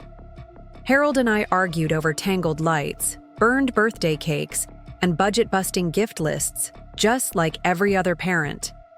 Thomas remembers the magic because that's what children do. They remember the joy and filter out the chaos." A surprised laugh escaped her. "Really? Because the way he describes it—" "Pure nostalgia," I assured her. "Ask Catherine sometime about the great Christmas tree collapse of 1989 or the birthday party chickenpox epidemic of 1992. She'll set the record straight on our perfect celebrations." Vanessa's smile faded as she considered her next words. "I owe you an apology, Eleanor, for the exclusions. They were deliberate and they were cruel, regardless of my insecurities about measuring up." The straightforward admission caught me off guard. "Thank you for acknowledging that, Vanessa. It means a great deal." "When Thomas told me about your conversation, about still holding the deed, I was furious," she continued. "It felt like a power play, like you were using it to control us. But after thinking about it more, I realized something important." "What's that?" I asked quietly. "You never mentioned the deed until you felt completely shut out of the family," she said. "You could have used that leverage at any time over the past 3 years, over any disagreement or change we made to the house. But you didn't. You only brought it up when we crossed a line that shouldn't have been crossed, excluding you from family celebrations." I nodded, touched by her understanding. "The deed was never meant to be a weapon, Vanessa. It was a practical, financial arrangement to help you and Thomas afford a home that would appreciate in value, in a neighborhood with good schools for the children. I know that now," she acknowledged. "And I want you to know that going forward, you will always be included. Not because of legal documents or obligations, but because your family, Emma and Michael's grandmother, Thomas's mother. The simple declaration, offered without qualifications or resentment, felt like the true breakthrough we'd been working toward. "Thank you, Vanessa," I said softly. "That's all I ever wanted." She stood, clearly emotional but trying to maintain composure. "Well, I should let you get some rest. Good night, Eleanor." "Good night, Vanessa," I replied. As she reached the door, I added, "And happy anniversary. 15 years is something to be proud of." A genuine smile spread across her face. "It is, isn't it? Though I have to say, 42 years sounds even more impressive. Perhaps you could share some of your secrets for longevity sometime." "I'd be happy to," I assured her. "Though the first and most important one is this. Families bend, they crack, they sometimes feel broken beyond repair. But with enough love and honesty, they can always find their way back to wholeness." After Vanessa left, I slipped between the sheets of the unfamiliar bed in this familiar house, feeling more at peace than I had in years. The deed to this house might still bear my name, but the true ownership of a family home isn't about legal documents. It's about the connections forged within its walls, the traditions maintained and evolving, and the willingness to make room for new chapters while honoring those that came before. As I drifted toward sleep, I thought of Harold and how he would have handled this situation, probably with less strategy and more bluster, but with the same ultimate goal, keeping our family connected across generations, differences, and the inevitable changes that time brings. "We're finding our way back, Harold," I whispered into the darkness. "It's different than it was, but it's going to be all right." And for the first time in a very long time, I truly believed it would be. Morning light streamed through the unfamiliar curtains as I awakened in what had once been Catherine's childhood bedroom. For a disorienting moment, I expected to hear Harold's familiar snoring from down the hall, or the teenage Catherine's music playing too loudly. Instead, I heard the distant sounds of children's laughter and kitchen activity floating up from below. I checked the bedside clock, just past 8. After the late night of Thomas and Vanessa's anniversary celebration, I hadn't expected anyone to be up so early, especially on a Sunday. Pulling on the robe Catherine had lent me, I made my way downstairs, following the scent of coffee and the sound of my grandchildren's voices. The kitchen scene that greeted me was nothing short of remarkable. Thomas stood at the stove flipping pancakes while Emma carefully measured blueberries into the batter. Michael was setting the table with surprising precision for a 10-year-old, and Catherine sat at the island scrolling through her phone. What shocked me most, however, was Vanessa, still in her pajamas and robe, hair pulled into a casual ponytail, looking nothing like her usual perfectly polished self. "Grandma!" Michael spotted me first, abandoning his napkin folding to rush over. "Dad's making blueberry pancakes, and Mom said we can eat in our pajamas even though it's not a holiday." "What a wonderful morning surprise," I smiled, accepting his enthusiastic hug. Thomas looked up from the stove. "Morning, Mom. Coffee's fresh if you want some." "Please," I nodded, moving toward the coffee pot that now sat in a completely different corner than where Harold and I had kept ours for 40 years. Vanessa rose to retrieve a mug from a cabinet. "Did you sleep well? Those guest room mattresses are new, and I'm still not sure we got the firmness right." "Perfectly comfortable," I assured her, accepting the mug she offered. The domestic normality of the moment struck me as both strange and wonderful. Standing in my former kitchen, making small talk about mattress firmness with the daughter-in-law, who had systematically excluded me from family gatherings for years. Our conversation the previous night had been a breakthrough of sorts. Vanessa's honest acknowledgement of her insecurities and deliberate exclusion tactics had opened a door I'd feared permanently closed. While one heart-to-heart couldn't erase years of hurt, it had laid a foundation for something new. "Grandma, can you help me with the berries?" Emma called, struggling with a particularly stubborn clump of blueberries. "Of course, sweetheart." I joined her at the counter, gently separating the fruit. The secret is to dust them lightly with flour first. Keeps them from sinking to the bottom of the pancakes. Really? Thomas looked surprised. I never knew that trick. Your father discovered it, I said, the memory rising unexpectedly. He was determined to make perfect blueberry pancakes the summer you turned 7. You'd announced they were your favorite, so every weekend for a month he experimented until he got them just right. Thomas's spatula paused mid-flip. I don't remember that. You were more interested in eating the results than observing the process, I laughed. But Harold was quite proud when he finally mastered the flour trick. Dad was always figuring out those little hacks, Catherine added, looking up from her phone. Remember how he rigged the Christmas lights with that remote switch so he wouldn't have to crawl under the tree every night? A true innovator, I agreed, catching Vanessa watching our exchange with an unreadable expression.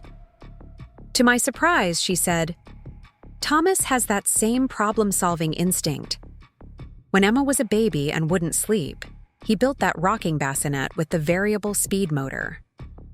I'd forgotten about that, Thomas grinned. Used windshield wiper parts from an old Volvo.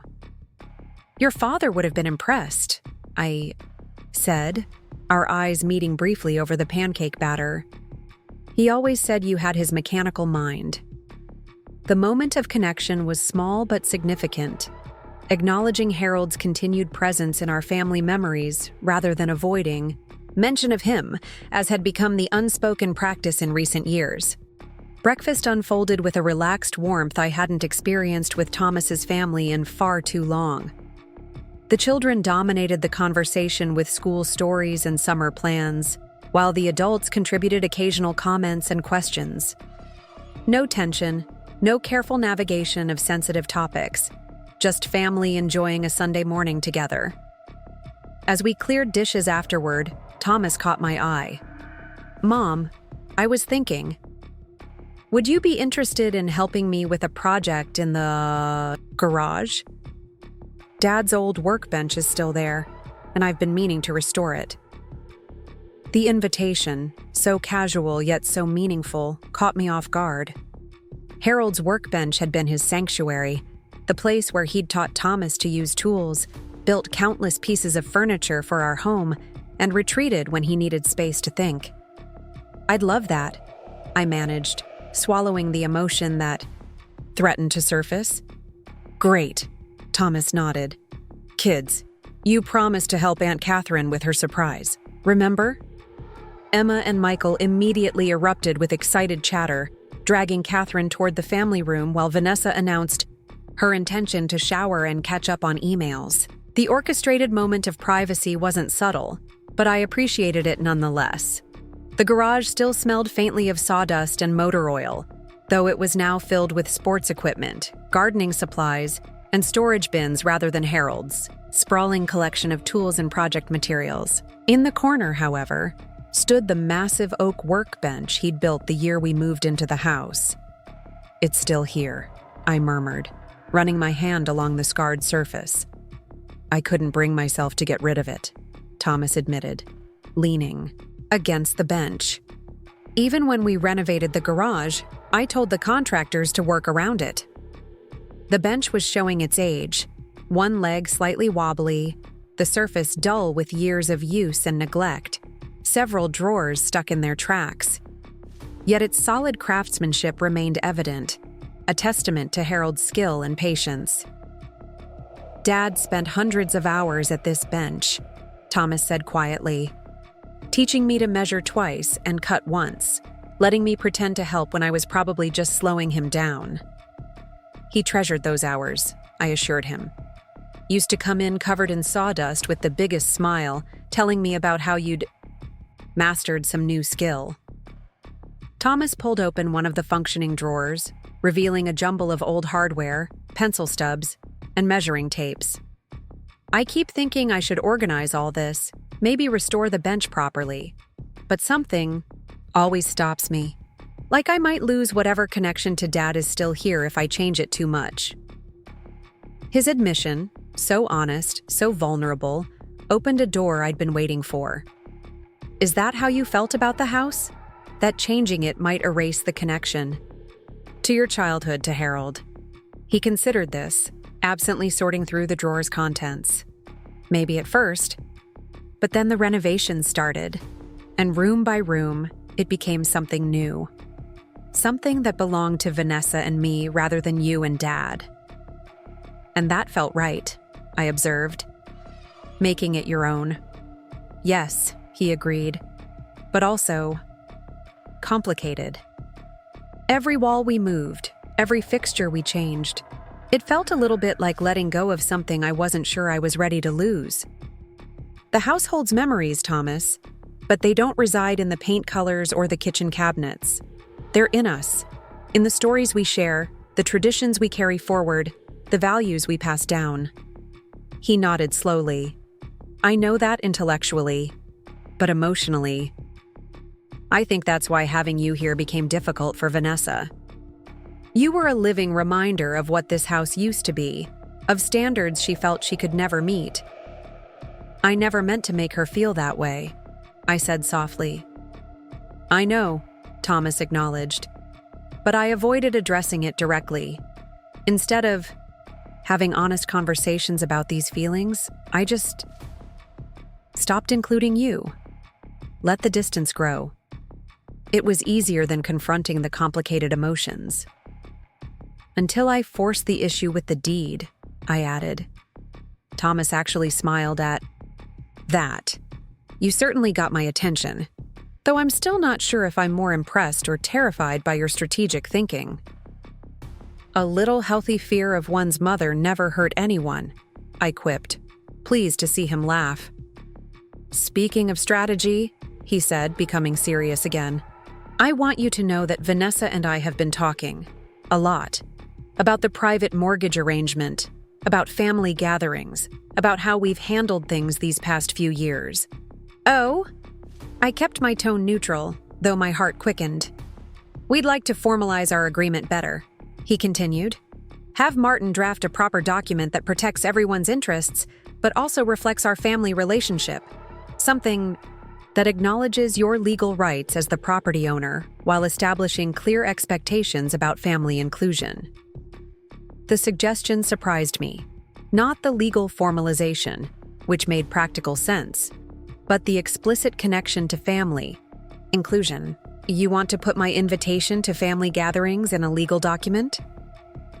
Thomas ran a hand through his hair, a gesture so like Harold's that my breath caught. Not exactly. More like, we want to acknowledge in writing that this house isn't just a financial arrangement. It's part of our family legacy, with meaning beyond its market value. And this is coming from both you and Vanessa? I asked, unable to keep the skepticism from my voice. It was her idea, actually, Thomas admitted. After your conversation last night, she said we needed to stop pretending this is just about property and start acknowledging the emotional investments we all have in this house and this family. I leaned against Harold's workbench, steadying myself against a wave of unexpected emotion. After years of feeling gradually erased from this home and this family, the idea that Vanessa herself wanted to formalize my place in both was overwhelming. I'd be open to discussing it, I managed finally. But Thomas, documents and legal language can't create genuine inclusion. That comes from the heart, from daily choices to make room for each other despite differences and past hurts. I know, he nodded. The document would just be a formal acknowledgement of commitments we're making to each other as family. A reset button of sorts. As we continued discussing possibilities, my fingers idly explored the workbench drawers. In the back of one, I discovered a folded piece of paper, yellowed with age. Opening it revealed a pencil sketch of the very bench we were leaning against, with Harold's distinctive handwriting noting measurements and wood types. Look at this, I said, showing Thomas the sketch. Your father's original plan for this bench, from before you were born. Thomas studied it reverently. His handwriting hasn't changed a bit in all these years. The simple observation, spoken, in present tense, as if Harold had just stepped out of the room, hung between us, neither of us correcting it. Some parts of those we've lost do remain present, unchanging, even as the world transforms around the spaces they once occupied. Maybe this is where we should start, I suggested, indicating the workbench, restoring this together before tackling legal documents and formal agreements. Thomas's expression lightened. I'd like that. The kids could help too, learn some of Grandpa's woodworking techniques. Harold would have loved that, I smiled. He always said skills were the best inheritance. A knock at the garage door interrupted us. Catherine poked her head in, looking suspiciously pleased with herself. If you two are done with your secret garage conference, the kids and I have something to show you. We followed her back into the house, where Emma and Michael stood proudly beside a hastily assembled display on the dining room table. To my astonishment, they had created a rudimentary family tree, complete with photos and handwritten notes. "Surprise, Grandma," Emma announced. "It's for your family history project." Aunt Catherine helped us find the old pictures on her phone, and we wrote down all the stories you told me. I moved closer, examining their work with growing wonder. They had arranged family photos spanning 4 generations. Some I recognized from Catherine's digital collection, others clearly printed from social media or Thomas's files. Beneath each image were notes in Emma's careful handwriting, capturing snippets of family lore. Great-Grandpa Harold built this workbench. Grandma Eleanor taught Dad to ride a bike here. Dad broke his arm climbing this tree. This is wonderful, I breathed, noting how they had positioned me prominently in the center, connected to both past and present generations. Keep looking, Catherine encouraged, pointing to the bottom of the display. There, in a section labeled Family Traditions, the children had listed activities they wanted to establish or continue. Sunday pancakes with Grandma, holiday cookie baking, summer fishing at the lake house, learning woodworking at Great-Grandpa's bench.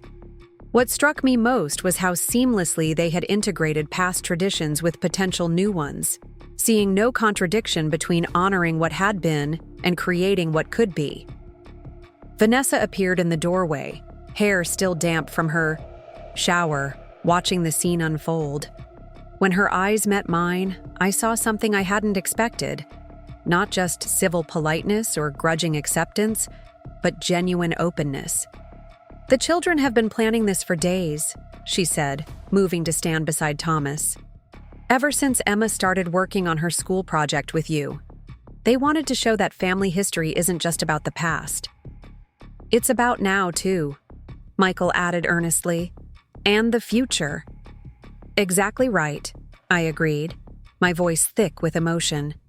Family is always past, present, and future woven together. Looking at these faces around me, my serious, responsible Thomas, artistic, perceptive, Emma, energetic, tender-hearted Michael, practical, supportive Catherine, and even Vanessa, whose guard seemed truly lowered for the first time in our relationship, I felt a sense of rightness that had been missing for too long. The rest of the day unfolded with a naturalness that would have seemed impossible just weeks ago. We had lunch together. The children insisted on showing me all their latest projects and treasures, and Thomas retrieved more family photos from storage boxes in the attic. Even Vanessa contributed, bringing out wedding albums and baby books I hadn't seen before. By mid-afternoon, Catherine needed to head to the airport for her return flight to Chicago.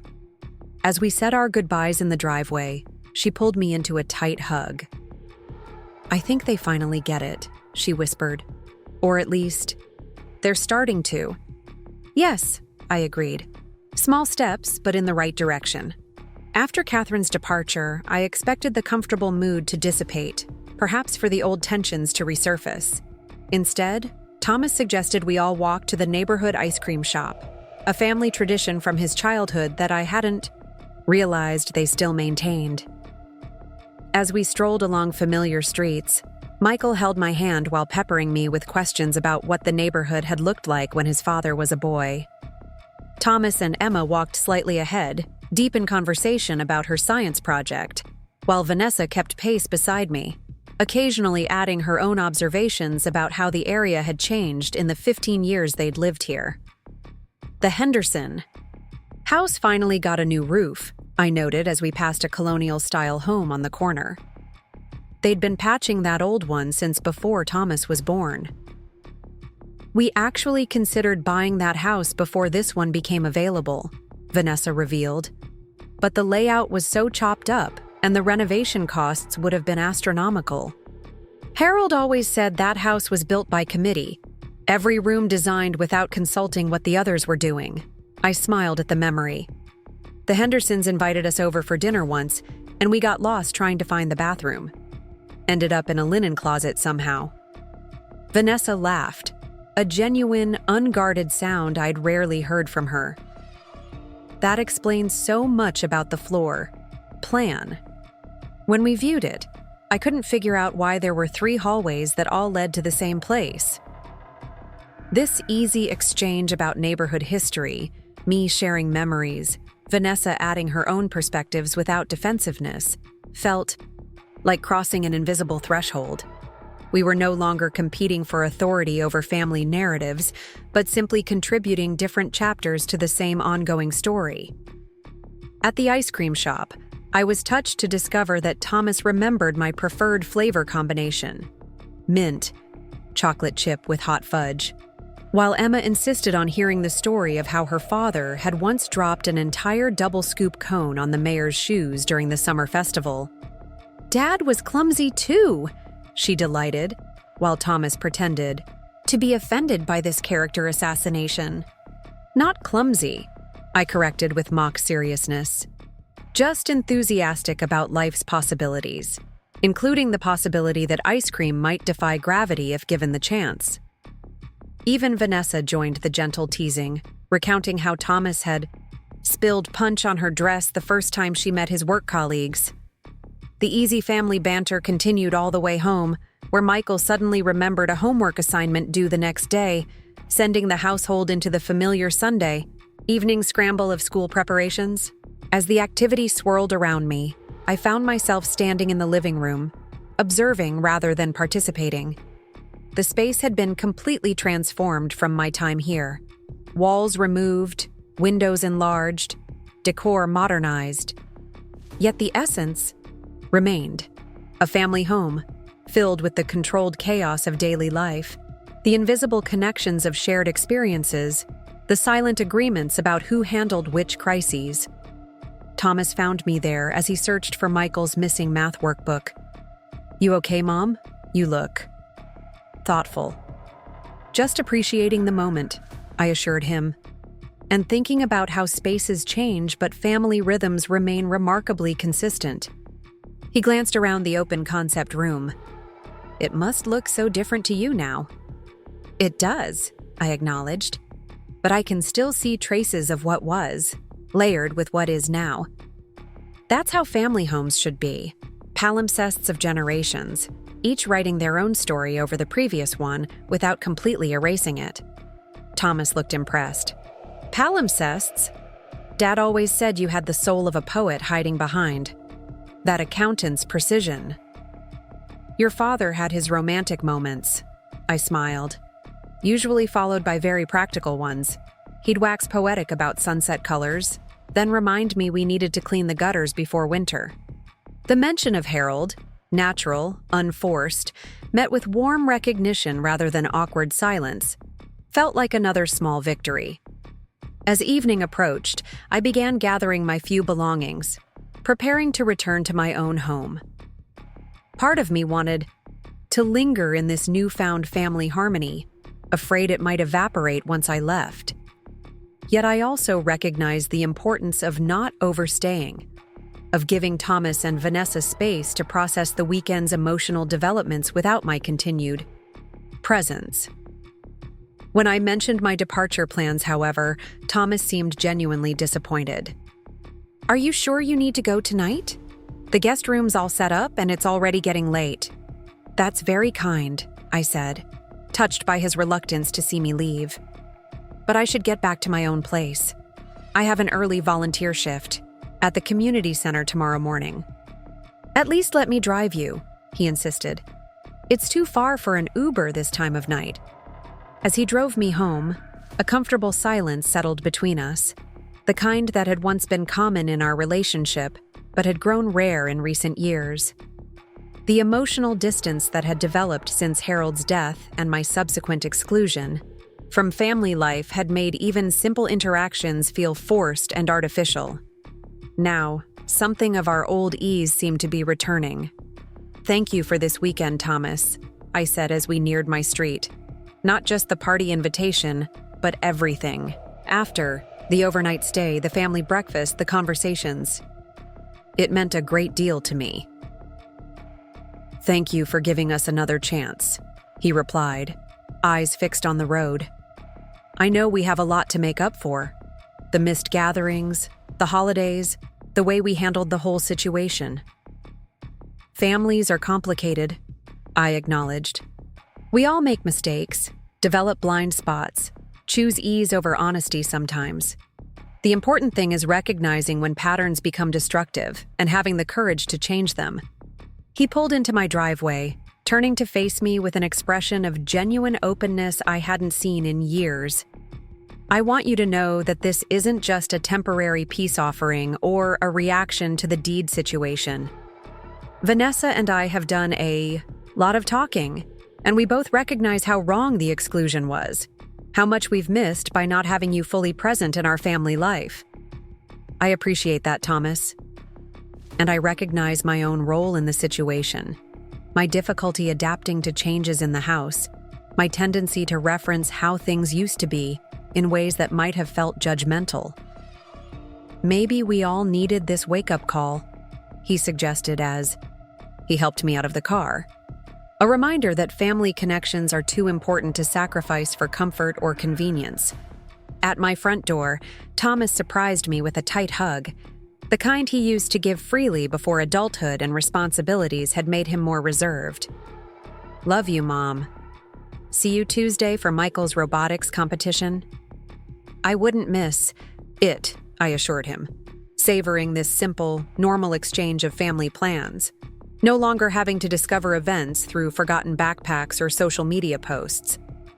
Inside my quiet house, I reflected on the weekend's developments. The anniversary party that I'd approached with such trepidation had somehow become a turning point, opening doors to honest conversations and renewed connections. Vanessa's unexpected midnight apology, the family breakfast, Thomas's invitation to help restore Harold's workbench, the children's family history project, each moment had contributed to rebuilding what had been broken. The deed to the house, the legal leverage that had precipitated this transformation, now seemed almost irrelevant. It had served its purpose as a catalyst, forcing acknowledgement of deeper issues that had festered beneath the surface of our family relationships. Whether Thomas and Vanessa followed through on their idea to formalize our agreement with clearer documentation hardly mattered. The real progress had occurred in the emotional realignment, the renewed commitment to inclusion, the honest naming of insecurities and hurts. As I prepared for bed, my phone chimed with a text message. It was from Vanessa, the first time she had ever contacted me directly rather than through Thomas. "Thank you for this weekend. Emma wants to know when you can teach her the bourbon chocolate cake recipe. Her words, it needs to stay in the family." The simple message, particularly the quoted words from Emma, brought tears to my eyes. "Anytime," I responded. "Family recipes are meant to be passed down. Just name the day." 3 dots appeared, indicating Vanessa was typing again. "Also, I've been thinking about what you said regarding family being past, present, and future woven together. You're an essential thread in that weaving. I'm sorry I tried to pull you out of the pattern." The metaphor, unexpected from practical, design-oriented Vanessa, touched me deeply. "Thank you for weaving me back in," I replied. "The pattern is stronger with all our threads together." As I set my phone aside and turned out the light, I felt a sense of peace that had eluded me since Harold's death. the house on Westwood might no longer be my physical home, but my place in the family it sheltered had been reaffirmed. The deed that had temporarily become a weapon would return to being what it should have been all along, a practical financial arrangement between family members who trusted and respected each other. Harold would have approved of how things had unfolded, I thought as sleep began to claim me. He had always believed in addressing problems directly, in naming hurts rather than nursing them in silence, in finding practical solutions to emotional challenges. Perhaps his spirit had been guiding us all along, nudging Thomas toward that workbench, inspiring the children's family history project, opening Vanessa's heart to honest conversation. "We found our way back, Harold," I whispered, into the darkness. "Different path than expected, but we got there." And somewhere I could almost hear his practical, loving voice reply, "Course you did, Eleanor. Family always finds its way home eventually. Just sometimes needs a good set of directions." The legal deed to the house might still bear my name, but the true ownership of our shared history, our present connections, our future possibilities, belonged to all of us together. And that, after all, was the only deed that really mattered. 6 months after the anniversary party that changed everything, I sat in the shade of the oak tree at the lake house, watching my family enjoy the Memorial Day weekend. Emma and Michael splashed at the water's edge while Thomas manned the grill, occasionally glancing over to make sure I had everything I needed. Vanessa approached, offering a glass of iced tea as she took the chair beside me. "The sunset from this spot is spectacular," she commented, settling into a companionable silence. So much had changed in these months. The formal document Thomas had suggested now sat signed in Martin's office. Not the legal threat I had once wielded, but a family agreement acknowledging both my ownership and their stewardship of the house on Westwood. More importantly, though, were the unwritten changes. Sunday dinners had become a regular tradition again. I was included in school events, birthday celebrations, and impromptu family gatherings without hesitation. "You seem thoughtful," Vanessa observed, breaking our silence. "Just appreciating the journey," I replied. 6 months ago, I was discovering family celebrations through forgotten backpacks. Now look at us. Vanessa nodded, her expression softening. I was so afraid of being measured against the past that I tried to erase it completely. I never realized how much we were all losing in the process. The renovation of Harold's workbench had become a family project, with Thomas teaching the children basic woodworking skills while I shared stories of their grandfather's craftsmanship. Each weekend, they restored another section, carefully preserving the marks of history while reinforcing what had weakened with time. "Eleanor," Vanessa said hesitantly, "there's something I've been wanting to discuss with you." "Oh?" I turned to face her, curious about her suddenly serious tone. "Thomas and I have been talking about the future, specifically about the house." She took a deep breath. "We'd like to add your name to our will, ensuring that if anything happened to us, you would have lifetime rights to live there if you wished, before it transferred to the children." The gesture, so unexpected, so deeply meaningful, left me momentarily speechless. "You don't have to decide now," she added quickly. It seems right. That house has always been more than property to you. It's the foundation of our family's story." "Vanessa, I'm deeply touched," I finally managed. "But the true gift isn't legal protection or property rights. It's knowing that you see me as an essential part of this family again. Always," she said firmly. "We lost sight of that for a while, but never again." Thomas called us for dinner then, the table set on the dock where Harold had taught both Thomas and later the grandchildren to fish. As we gathered, Emma announced she had prepared a special presentation. "Grandma, remember my family history project? Well, I got an A+, and Mrs. Peterson asked if I could present it at the Heritage Day celebration next month." "That's wonderful. Sweetheart, I beamed. And, she continued excitedly, I want you to help me prepare, since you're the keeper of all the best family stories. The keeper of stories, Michael echoed solemnly, like in that movie about the memory guy. I'd be honored, I told Emma, touched by the title my grandchildren had bestowed upon me. As the evening progressed, I observed Thomas and Vanessa, the easy affection between them, the shared glances of parental communication, the seamless cooperation in managing the children's bedtime routines even on vacation. They had built a beautiful life together, one that had room for the past without being constrained by it. Later, as the children slept and the adults enjoyed the peaceful night, Thomas joined me on the porch swing. Happy, Mom? He asked simply. Deeply, I confirmed, though I still can't believe we needed a property deed to remind us what family truly means. He chuckled. Sometimes we need concrete reminders of abstract truths. Dad always said you can't build a house without a solid foundation. Your father would be proud of this family we've rebuilt, I said softly. Not because it looks like what we had, but because it honors those connections while creating something uniquely yours.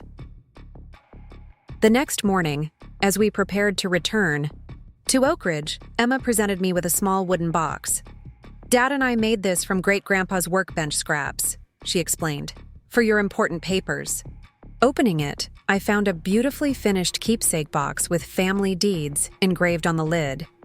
Inside lay a single sheet of paper, not the legal document I expected, but a handwritten note signed by Thomas, Vanessa, Emma, and Michael. The most important deed isn't the one that transfers property, but the one that confirms belonging. Eleanor Wilson has permanent, irrevocable rights to her place in this family, now and always. I closed the box gently, knowing it would hold far more than papers. It would preserve this moment when legal ownership was finally eclipsed by the deeper truth we'd all learned, that families, like houses, belong not to those who hold their deeds, but to those who fill them with love, memory, and the courage to rebuild when foundations crack. Some lessons come at a high price, through confrontation, painful honesty, and the willingness to use whatever leverage life provides. But as I watched my family load the car, arguing good-naturedly about seating arrangements and road trip snacks, I knew the cost had been worth it, not just for me, but for all of us who had found our way back to what truly matters. Up next, you've got 2 more standout stories right on your screen. If this one hit the mark, you won't want to pass these. Up! Just click and check them out.